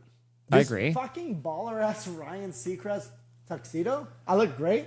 Made in China. But I Let's think, fucking but I go. think the reason why people buy American products nowadays is just because it's an American product. Correct, but are they buying a real American product? Most of the time. I think if it says made in America, yes, but it is But- more expensive. But But well, they yes. market the fact that it's made in So, America as a means of sales. Point to a thing that's in your fucking Black Rifle coffee, made in where is it? America. Where is it? I mean, I don't have it. I don't drink coffee. No, but like something. Point to something here that was made in America. And this isn't but like, this is what's gross. Is like stuff that says it's made in America, like Apple products, for example, that says like made in America. That's not true. Well, it's like So you're saying they're lying. assembled. Well, no, I'm not saying. I'm just saying like stuff that says it's made in America can be like assembled in America, but like the actual Oh, the goods manufacturing are made. process can be made elsewhere. Like whether it's Well, China then they or would have Thailand. to say assembled. Well, but I don't know if it But does. you don't know if it has to. It's sort of like the food industry. It's But like, I don't. I mean, like, but who fucking cares? I mean, like, if China's making everything that we have, Listen. but the servicing and the sales happens in the United States, who cares if they're making it? I like if the product is good and healthy or whatever. I personally don't care, but like when you get political / tariffy about it, it becomes like a thing. You know what I mean? Like, wait, was it made and manufactured over here, or was it made and manufactured? Like, are we selling a real American product, or are we just puzzle piecing like a Chinese A product? bunch of Chinese projects, like an You know, IKEA. like to me, it's like Like the product was made in China, but it was assembled in the United to States. me, like if an iPhone is working the way it should, but it was made in China, it would be. But what does that matter? What's the point? To me, like, well, but to me, like, it would be cool if you sold it at the China price, which is like probably $200 versus $1,600. But they would never do that. And then that's where you get into like greed, because They know Americans have money. But here's the crazy thing: Americans don't have money. But we have more money than everybody else. Well, but we have more. Bro, I mean, like $5 here will buy you 3 days worth of food in Mexico. No, it doesn't. Yeah, it does. Have It you? does, You dude. were in Mexico. Yeah, and we were in San Miguel de Allende. That is a very white area of Mexico. The prices of that were Bro, better you go than to Mexico Oaxaca, City. No. you go to Oaxaca or somewhere Well, but- that's not a major. Dude, we spent $40 on a taco today in Austin. If you go to fucking El Paso, those tacos would have been $10. It's because we're in probably the whitest, most expensive area in the world, if anywhere. So El Paso is still quote unquote the U.S., but Right, but it's not as expensive as Austin. and neither is like where I live, like Irving, Texas, versus Austin is. I hate to break Austin's it to expensive. I hate to break it to everybody that lives in Austin or Dallas or Houston. Their major cities are a ripoff. Like you're getting. Yes, I agree. Yeah, you're getting. You're paying a premium. You're paying for the goddamn location. You're paying for the real estate. Yeah. So Yeah, I agree. I can't hold that to the standard of living across the world. Like you buy shit in New York, you buy whatever the fuck in New York. Those You could get it tacos in anywhere. Oaxaca would have been maybe $5.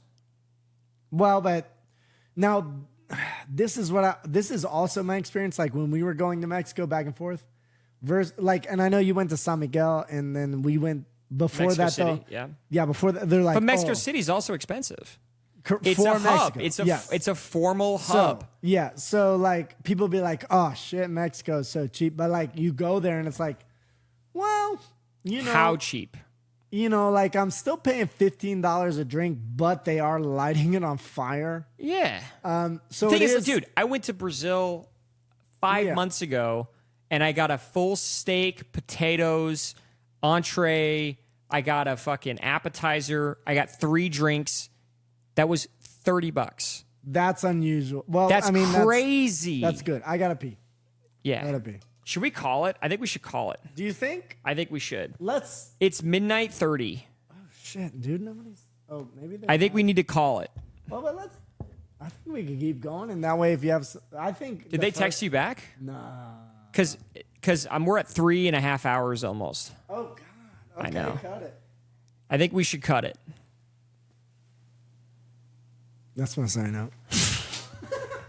I enjoy the conversation, but I honestly, I think we should cut it though. We can record tomorrow. That was good. Hey, I had a good time. I loved it.